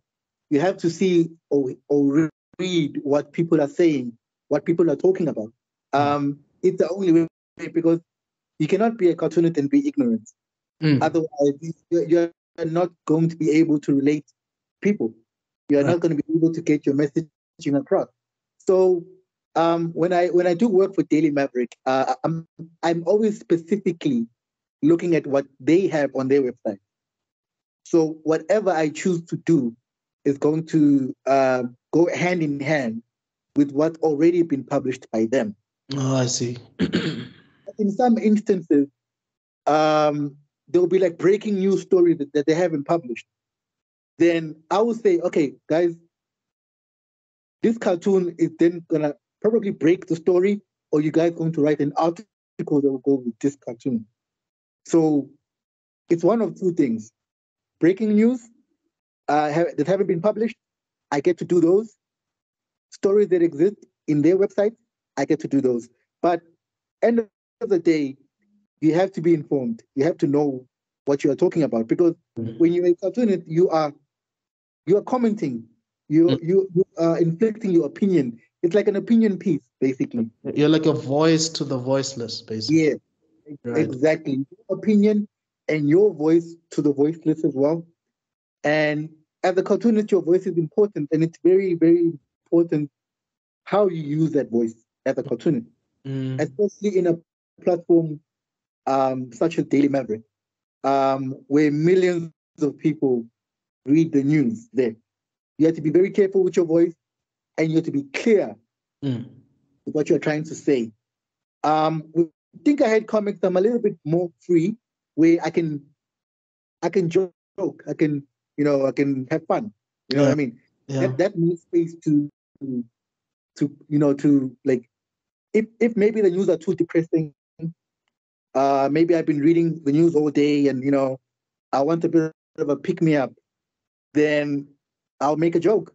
I'll write the joke in a cartoon format, in a comic format, and I actually enjoy that even more. I can imagine. I can Yeah. imagine. Yeah. Mm. I used to do a comic strip myself called Ayeye Papa, which I published on my Facebook page, I think back in 2012. Oh, And pardon? You must share. You must share. I want to check it out. Sure thing. It was basically about these two guys who are in university, and some of the stuff that kids go through in university. From like chowing your grocery money because you wanted to take a girl out, or those type of things, or some of the sexual activities that happen in university. And there's a character they called Condom, and it's actually there. Yeah. He's a resident there, and Yeah. sometimes they don't use him. Sometimes because it's winter. In winter they don't use him. Those type of things. So Yeah. so one thing I used to encounter is coming up with the punchline for whatever comic strip that I would come up with. So I just wanted you to tell me whether you encounter some of those moments where you have an idea, but you're just not sure whether this punchline would actually work out, or would it be as funny as you have it in your head. Do you have those moments? All the time. Oh yeah, All the time. it's hard to say because hey man, your stuff is really hilarious, bro. Like it's like I laugh out loud for real. Like yo, this is funny, bro. Especially the guy and his Zulu uncle. Yeah, that stuff is so hilarious. Yeah, yeah. Ubafu, ubafu. The thing is, all the time, bro. The thing is about us artists, and I'm sure this also applies to musical artists as well. We we are always anxious, man. We have anxiety. We are always unsure. Right. We are always unsure of our work. We're always unsure if our work is clear enough, Mm. whether it could be perceived in the way that you see it. Mm. So getting back to punchlines and realizing whether it's gonna work or not. First of all, for me, what I do is I draw what I like. I Right. draw what makes me laugh. Right. Then if I'm drawing something, sometimes I'll draw a comic and I'll finish it and I'll have a, and I'll let it simmer for a few Mm. hours. Mm. For a few hours, I'll disappear, do something else, go for a jog, go Mm. for a walk, go to Mm. the shop, whatever. Mm. And I come back and I look at it. And if I laugh out loud, it's good to publish. Um, if I don't laugh out loud, then I try to adjust it and make it better, Mm. or I abandon the entire concept. Um, You know, behind those successful comics that I've done, there's 100 more unsuccessful that no one will ever get to see. Sure, They will sure. never get to see the light of day. Yeah, Those are my comics that I look and say, wow, this is terrible writing. What was I thinking about here? right, Like, this is not funny at all. This is lame. right. This is so mediocre. You know what I mean? But like you said before, humor is subjective. You know, I Like, remember when, so when I started Aye Papa in 2012, the first comic strip, I didn't upload it at all because I was like, this is not funny. What the hell? yeah, But then a couple of months later, I was like, you know what? I'm just gonna upload this. And I actually wrote in my, as I was in my post, that look, this thing I mm, didn't find it funny, but I'm just gonna upload it anyway. Someone laughed, bro. I was like, oh, flip. yeah. You know, you never know. You never really know. You never know. You know what? You would be so surprised with the comics that I didn't find funny that I uploaded anyway that Yeah. ended up blowing up. Yeah. Was one of them. I like the Nekas. Yeah. I initially didn't find that funny. I was like, ah, you know, cool. Let me just publish it. Mm. And that was the first comic under Think Ahead comic that got over 20,000 reactions. Wow. You see? And I was like, and I looked at it again. I was like, no, man, it is funny. I guess. I guess it's funny. You know? I don't know if you know Stephen King. I actually discovered Yeah, this, I think, yesterday or the day before. yeah. I think he wrote a book. I stand to be corrected on this one. I think he wrote a book and then he threw it in the trash. And his wife was like, no, no, no, don't throw it in the trash. This is a good book. And I think that book got published, and now we have the great Stephen King. So, so sometimes the things The that we thing is, think are not so great are phenomenal. and the thing is that we are always, as artists and as writers and as musicians, we are always doubting ourselves. Yep. Even if what you're doing is good, right? Mm, But you have that doubt, like, you know what if it's not good enough though? right. Good, but what if it's not good enough? Yeah. What if I get 5 likes, from Yeah. that comic, you Yeah. know? Yeah. And unfortunately, living in an age run by Mm, social media, whether we like it or not, controls our emotions and our anxiety and our depression. They control and our dopamine. right. They control it. You know what I mean? If I get 5 likes for a comic, I'm gonna be depressed for a whole week because I'm used to 20,000, Right. 15,000, 10,000, 5,000. I'll Right. be depressed for a whole week because I'm used to those numbers. Because I'll think, oh, it sucks. It completely sucks. I shouldn't have uploaded this. Mm, What mm, was I thinking? mm, You know? And then when you get 50,000 reactions, it's like a drug. You know what I mm, mean? mm, It's like mm. high. Yeah. You feel so high. You know what I mean? Right. And then you're like, how am I gonna top this now? Like, you know what I mean? Like, Mm, what is your peak as right. an artist? Right. Like for me, ne, I know what I even know what my peak is, ne, Okay. but I'm still growing. But my peak was um the this comic. Oh, this Ipara, ne? Mm. Ipara, there is approaching this guy, and he's like, "Hey, Toti," and he's like, "Hey, did you judge me based on how I walk?" I remember that one. Yeah. That one, I believe that was for me is my all-time favorite comic from myself, and I think that I could never top. I could never find another comic that would top that one because the way I laughed when I first did it, I was like, "Yo, man, this is like." I Yeah. hope people don't think that I'm full of myself or whatever. But like, I think this is really funny. Like, this Mm, is so funny, and I want to share it with people. And fortunately enough, people responded positively. mm. And at the moment, it is the highest performing comic on my page with 65,000 reactions. Wow. That is crazy. I was like, wow. I was like, I could never top this. So as Mm, artists, always trying to do, we're trying to like do one better than the last. Mm, The last. mm. So, and that comes with anxiety, a lot of anxiety, because it's like, Right. yo, what if it sucks? But what I told myself long time ago was, hey, I have people that like my work, and they're waiting on something. You know what I mean? And I must just keep creating, whether it be better than the last one or whether it's weaker than the last one. It doesn't matter. Look, Just keep, I feel like with us, doing a comic strip does take a lot of work. I will not lie.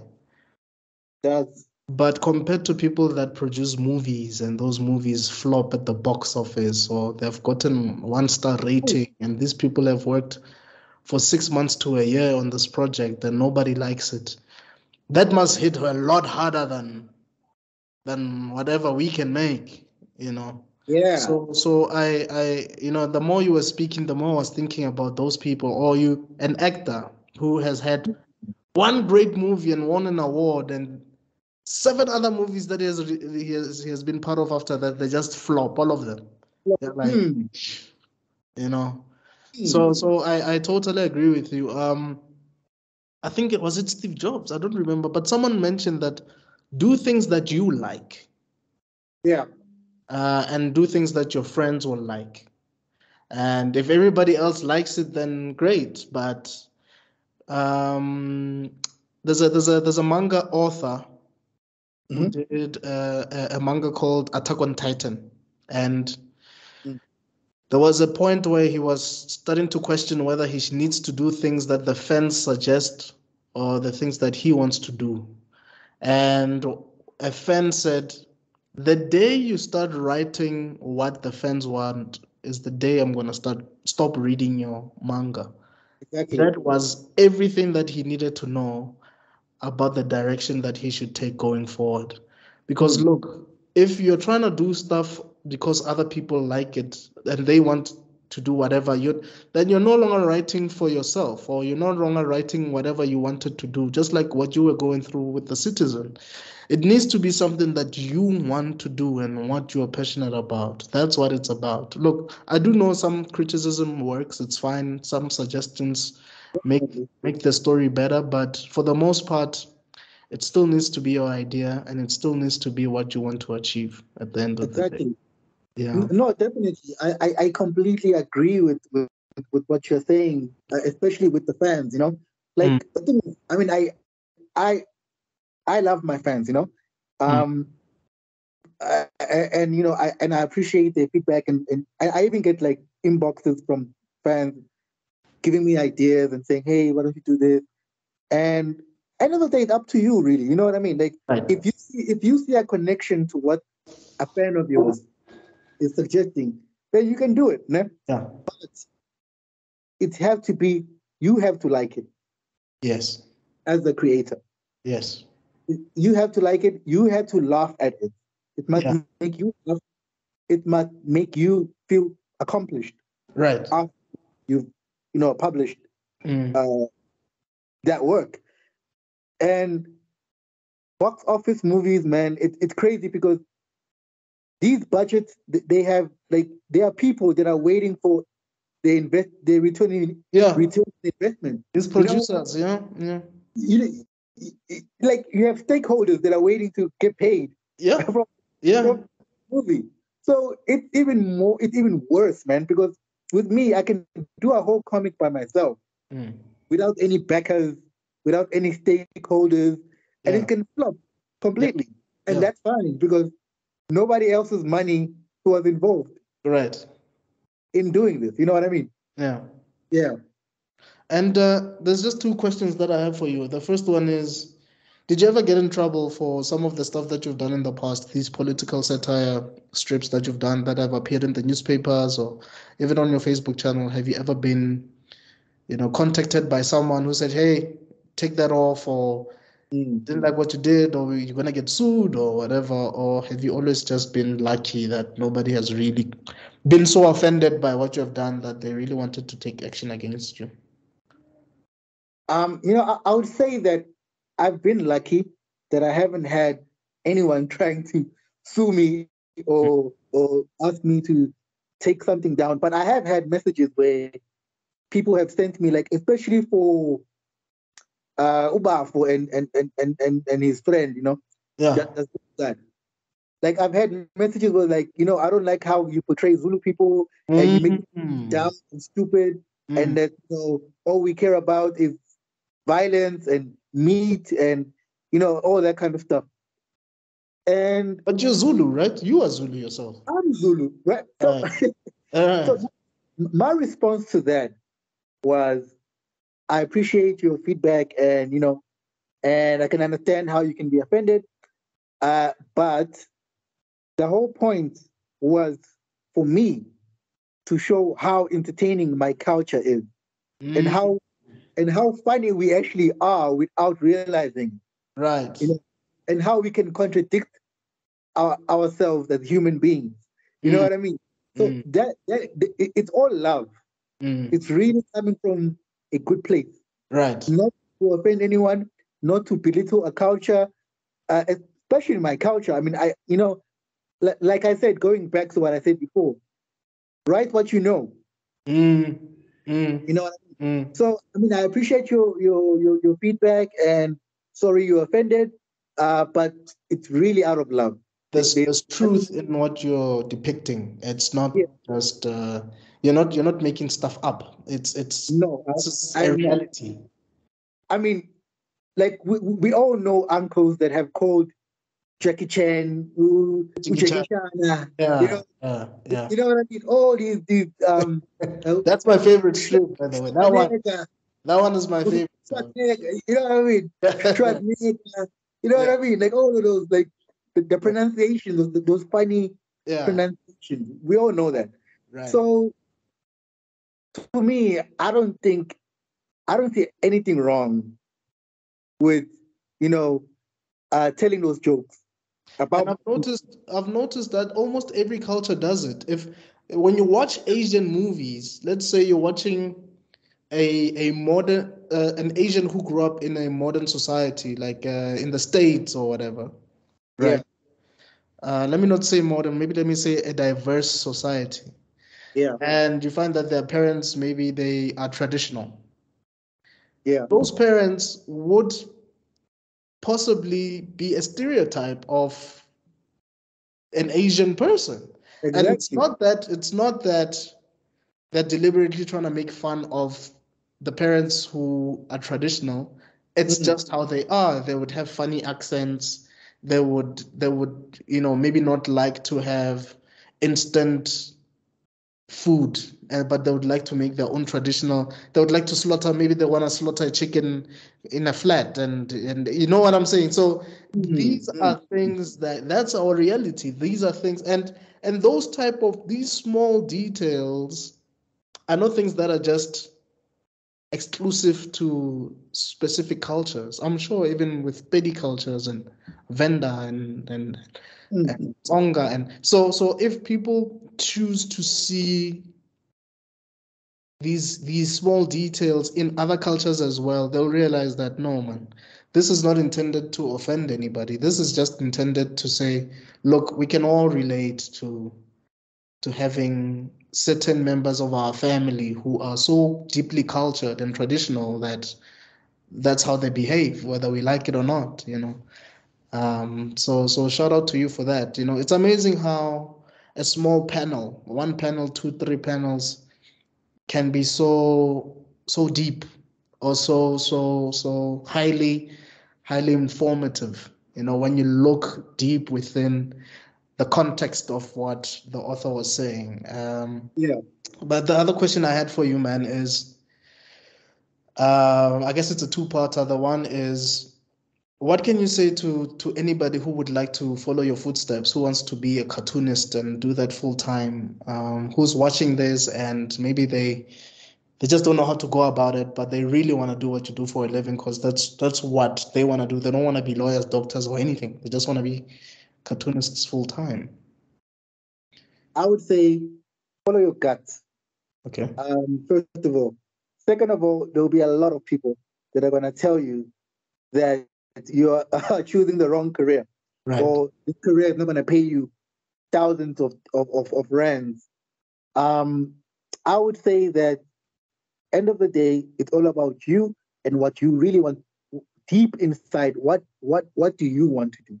Are Right. you going to listen to your parents? Are you going to listen to your girlfriend? Are you going to listen to your friends when they tell you to be doctors, lawyers, or are you going to follow what you think you were given, your gift? So I would say that first of all, follow your gift, follow that voice that is telling you to do this. Mm. Second of all, follow people that you admire. Find people that you look up to. Yeah. Look what they are doing. Yeah. Watch their podcasts. Watch their documentaries. Watch their art processes. Because the thing about art is that once you get into it, you're in it for life, Mm. and Mm. you are never gonna stop learning.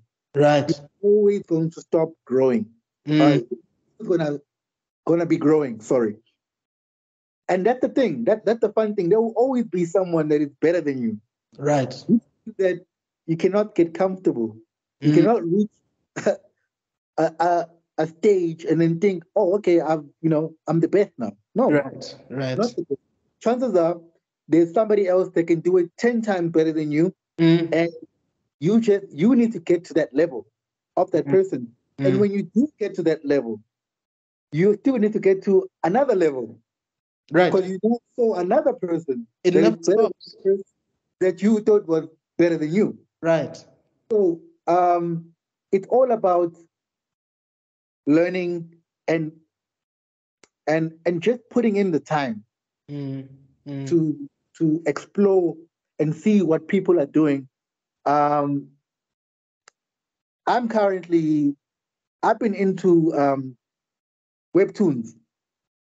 I've Yeah. come Yeah. across webtoons, yeah, Yeah. manga, Yeah. and my style is not manga. I've never been a big manga fan, Right. although I like Dragon Ball Z, Mm. but I've never been, a huge manga fan. And when I go into webtoon, there are brilliant artists out there, and you think, wow.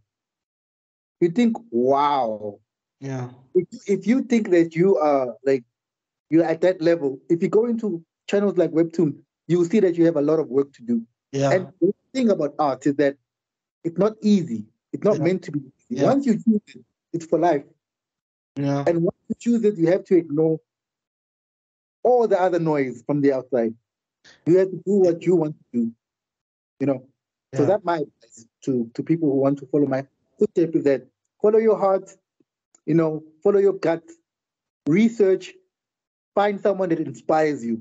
Find multiple people that inspire you, you Mm. know, Mm. and see if you can hone all those skills and all those styles that these people bring to the table, and you'll be okay. And one more thing as well, before I forget about is the issue of money. Don't Mm. think about money. Don't think about it. Just do the work. Get the work done. Don't think about the money because as soon as you think about the money, you've lost. If you think, hey, I need to make thousands, I need to make 100K in this comic. Mm. My goal is 100K. So it like the readers will see that there's no passion behind it because Mm. Mm. as you're doing it, you think about money. Mm. Ignore money. Money will come. Money It'll will come for you. it will come. It'll Mm. come, bro. Yeah, Mm. it will come. Mm. Just do the work. Put in the work. Let the world see what you have to offer. Wow. Wow. Yeah. That's amazing. I agree with you when it comes to webtoons. I mean, there's an app called Line Webtoon or Mm. Webtoon, and there's a guy called Shen there. He does this webtoon called Blue Chair. Yeah, bro. I remember. Send comics, no? Yeah, yeah. Blue Yeah. Chair. I'll send you the link. When I was involved in a car accident, I think in 2016 or 2017, and I was basically just look, my injuries were not horrible, but I was in pain, and so I needed to spend a lot of time in bed. Yeah.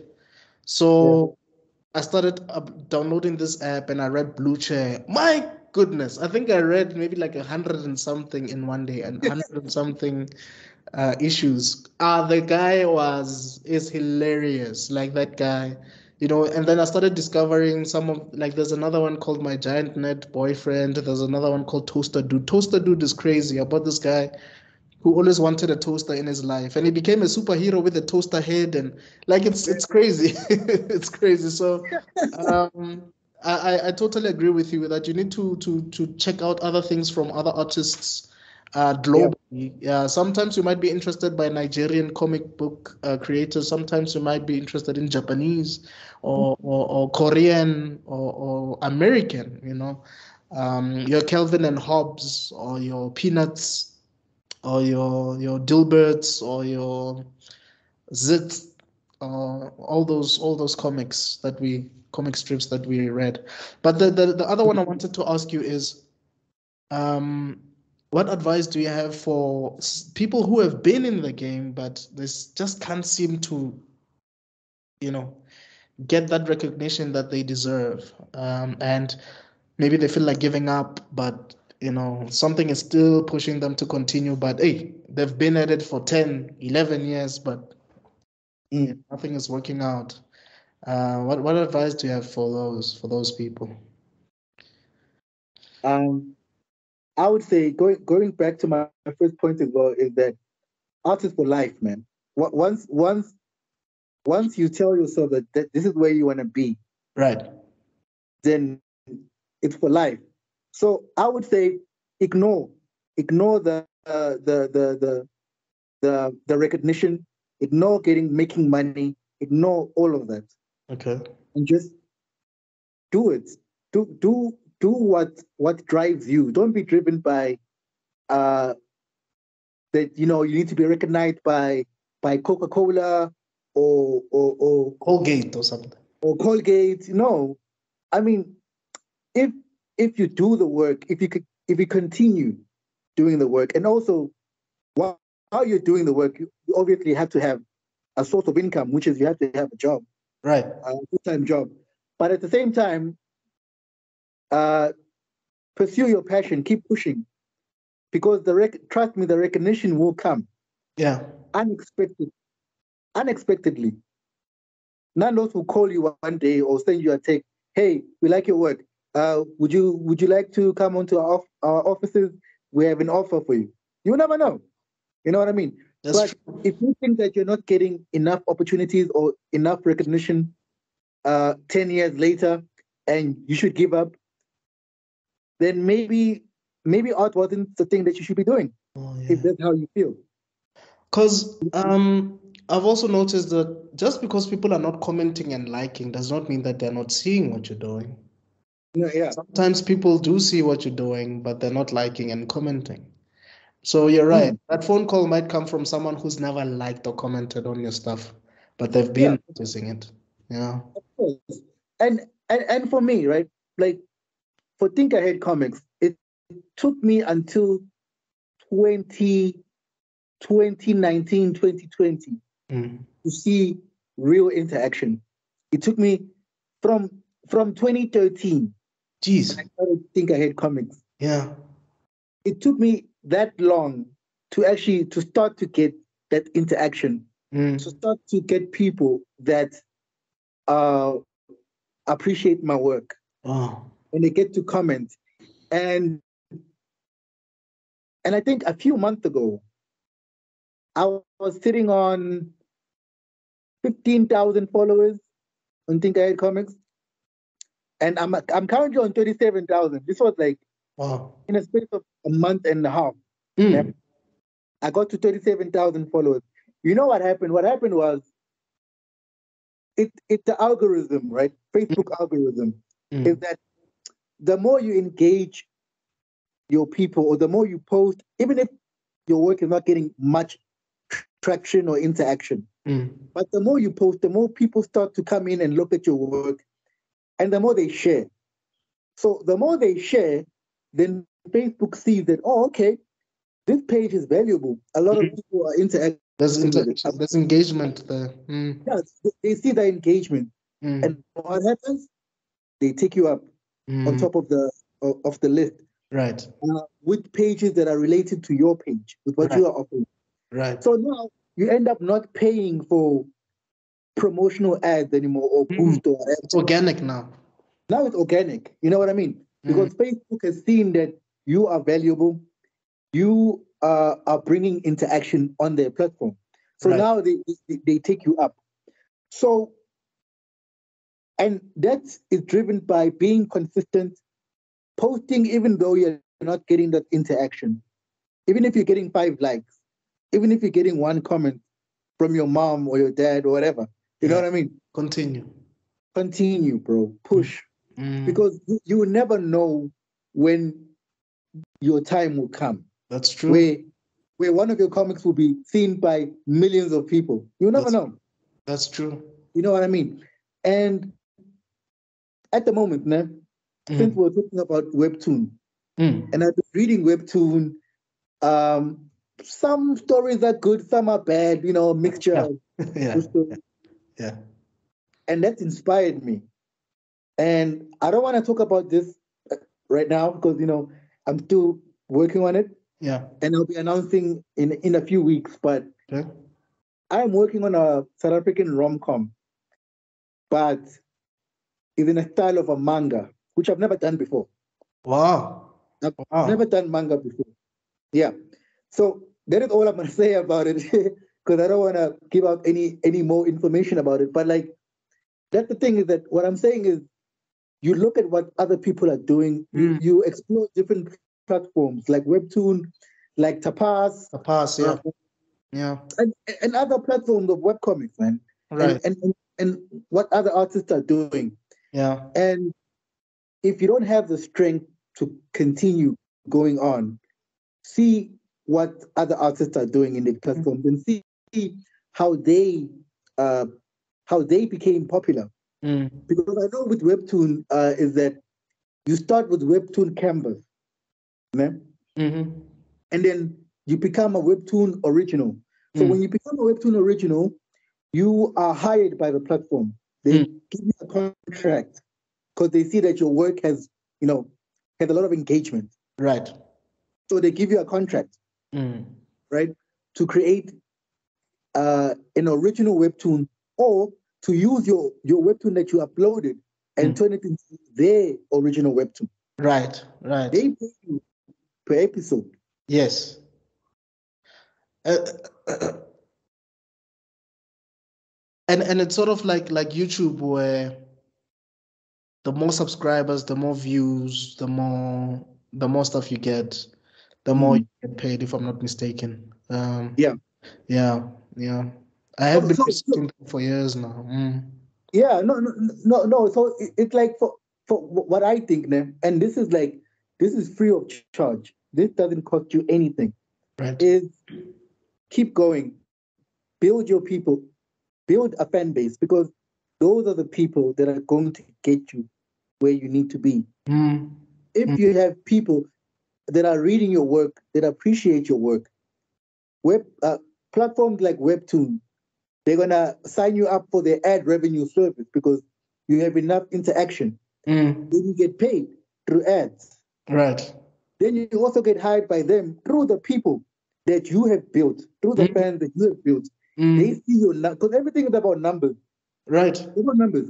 If you can get 100,000 views on your comic a month, you get paid for that.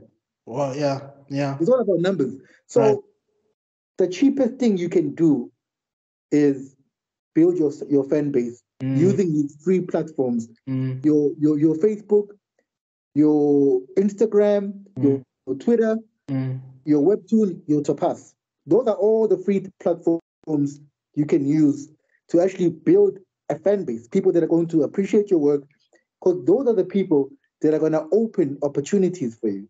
Right. And of course, Yeah. not everybody has data. Some people Yeah. would say, yeah, sure, I hear what you're saying, but I don't have enough money for data. But I think there's always smarter ways for you to get data. Of course. You could go to a hotspot area, or Yeah. you could try and get ice cream at McDonald's, and Yeah. you Yeah. And that use the data. Go to You a know? bank. Mm. Exactly. But Yeah. like what I can say about, you know, those that say, but I don't have data, or I don't have the right software, or I don't have, drawing materials and all of that. Um, I would say make a plan. Mm, If this is something that you want to do, don't be stopped by, things that you don't have. right.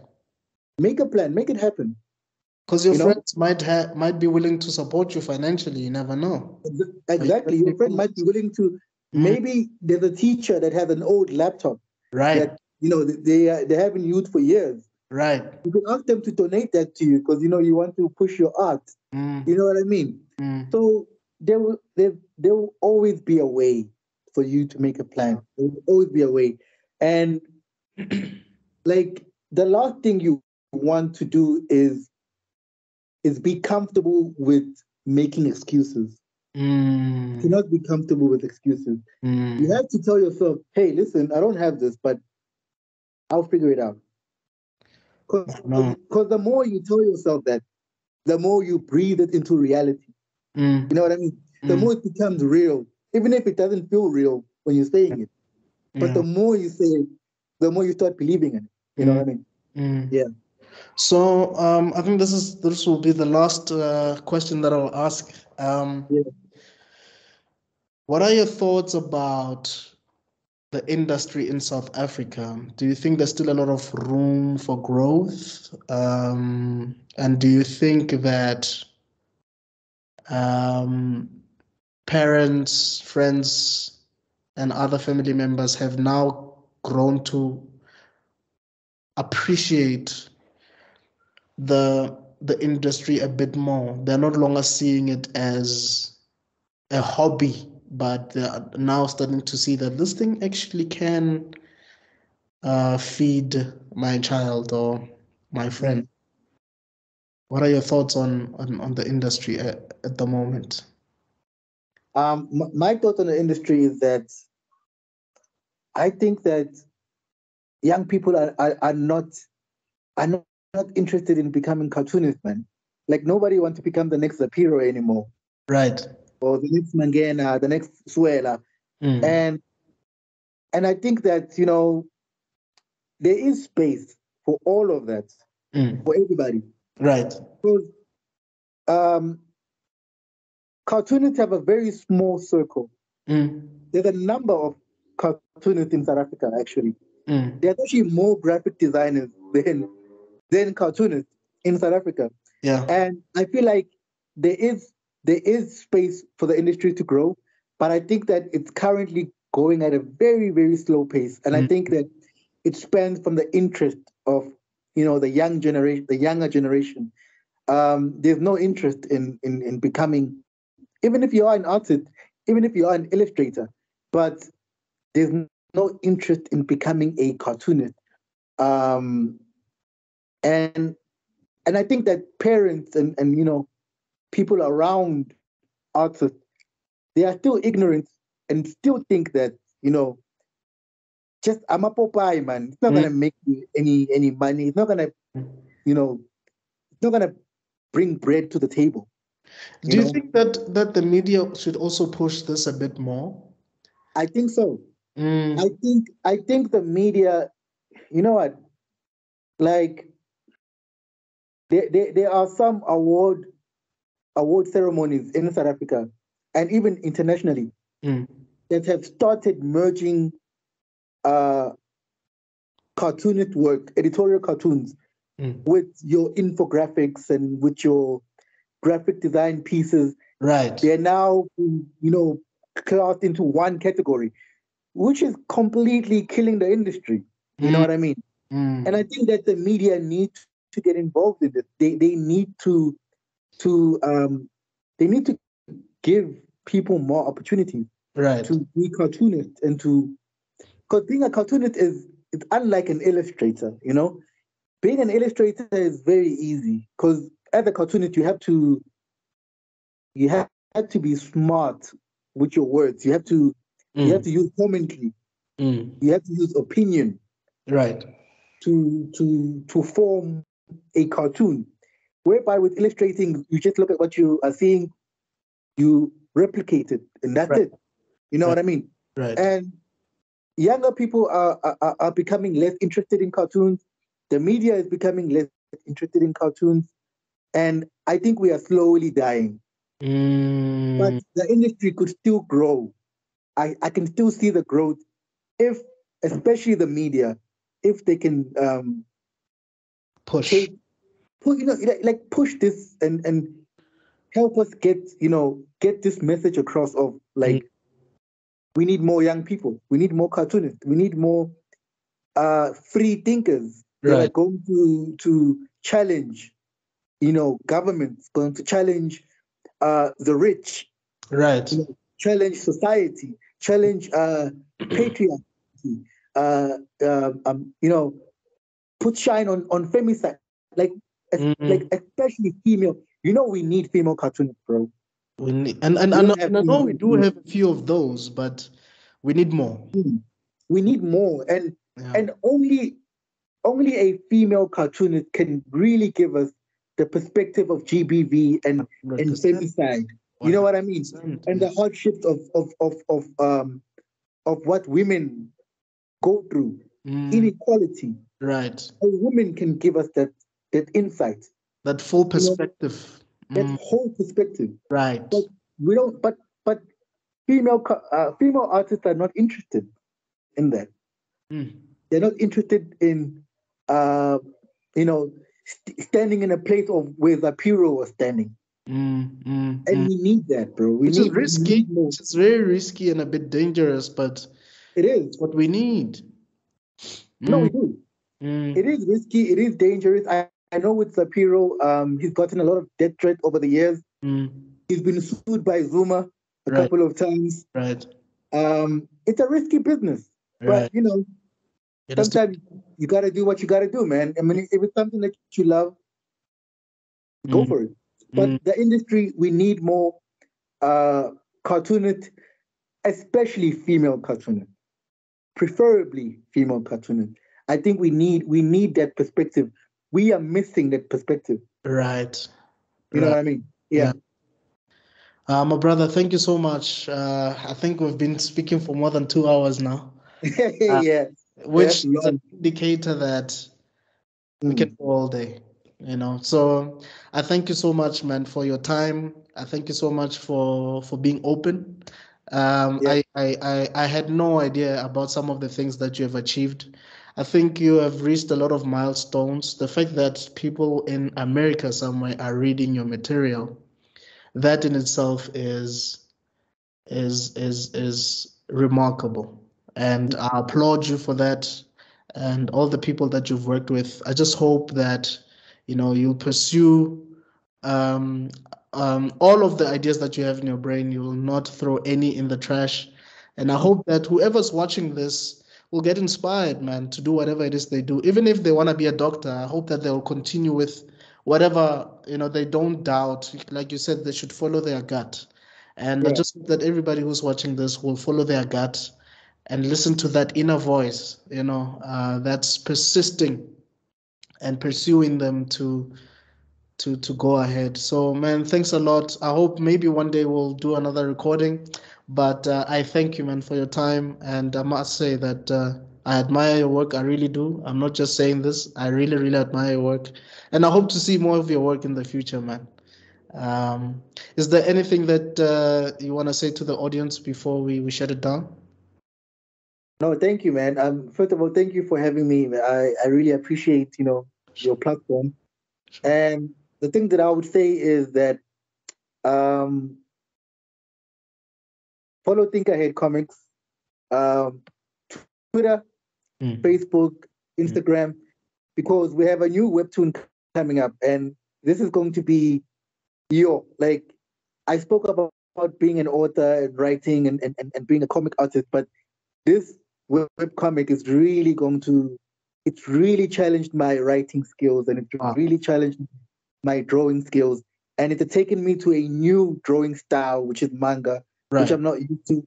And it's just it's going to be I'm really passionate about it, and I hope people are going to like love it the way that I'm in love with it, the way Mm. that I'm in love with those characters that I've created. So I Right. would say that um, follow my social media, Think Ahead Comics, so you Mm. can get updates on that webtoon. It's not only going to be on webtoon, but also on Tapas and Right. other platforms. I'm Right. still finding out what other platforms I can use. Mm. Because as I said, as an artist, you have to keep researching, you have to keep Right. educating yourself, Right. finding out what is the latest trend, what is popular, who's doing what. It's very Right. important for us to keep doing that. So I would say, with my last words, um, look out for that webcomic. I'm not gonna announce the name yet; still Yeah. early. Yeah. And just push, push. I know times are tough. Sometimes it gets, sometimes we're always doubting ourselves Mm. every single day. Yeah. Even the best artists in the world still have doubts. Right. Even the hero still has doubts. Right. We all have doubts. And I sit with these people. I know, I listen to them. Right. And these are not interviews. These are like friendly chats. And Yes. when you talk to people one on one with no interviews as a friend, you get insight of their life Mm. and their fears and what they really go through. And Right. what I've learned is that the one thing we all have in common is that we will always be afraid. We are still doubting ourselves. We are still insecure about Mm. our work. But Mm. that's the price we pay for Yeah. choosing to become an artist. Yeah. No, that's true, man. I agree with everything you said. Um, look, sometimes I look at Kanye West and I understand him because being a You understand creative, it. yeah, you as a creative, you do understand that eventually Yeah. you might lose your mind a bit, and that in itself, it's part of the process. Your Vincent van Gogh and all these other guys who sometimes would go to extremes just to release whatever is in their minds. So I completely agree. All these emotional roller coasters, they're part of it, unfortunately. They come with the creativity, they come with brilliant artwork, they come with everything else that has to do with being creative. So, my man, thanks Mhm. again.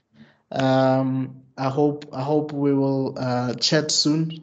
I mean, we do chat on WhatsApp, but I just hope that we can chat again on such a platform, and maybe even bring other creatives and keep the Mhm. the the the, the conversation going. You know. No, Yeah. that would be great, my brother. Thank you so much. And please send me your work as well that you were talking We'll do. about that you Yeah. started back in 2012. I would love to read that. But Sure. yeah, man, thank you so much. Thank you to whoever is watching this. And yeah, and I hope you feel inspired. I also get inspiration from different people that I look up to. And yeah, thank you for your platform. All right. No, thanks, man. Cheers. We'll chat later, my brother. We'll talk later, my brother. Thank you, Nah. Sure. Sure. Sure, sure. Thank you all for watching this episode. I believe you learned a thing or two about the cartooning business, what it means to be an artist in South Africa, and some of the hurdles that artists go through. And I hope you'll be inspired and motivated to do what you love, to continue with some ideas that you have and not bury them. Actually, Nathi wanted to add on something. He had actually forgotten to mention someone important, and this is what he has to say about it.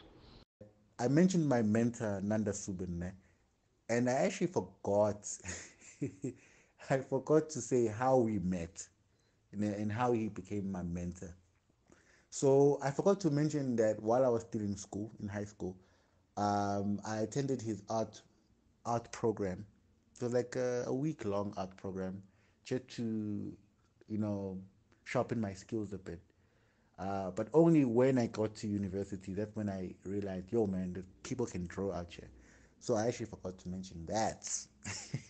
So maybe that could be like written in between or something like that, just as a disclaimer, or I don't know what you call it, but like as a insert, just it doesn't feel like I'm leaving anyone out, you know. And the fact that how I met Nanda was through my isiZulu teacher, Mr. Kabela. That's how I met Nanda Suben, and then he became my mentor.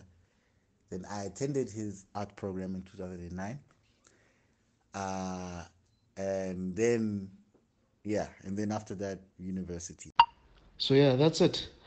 Thanks again for watching, and yeah, I'll see you in the next one. Cheers.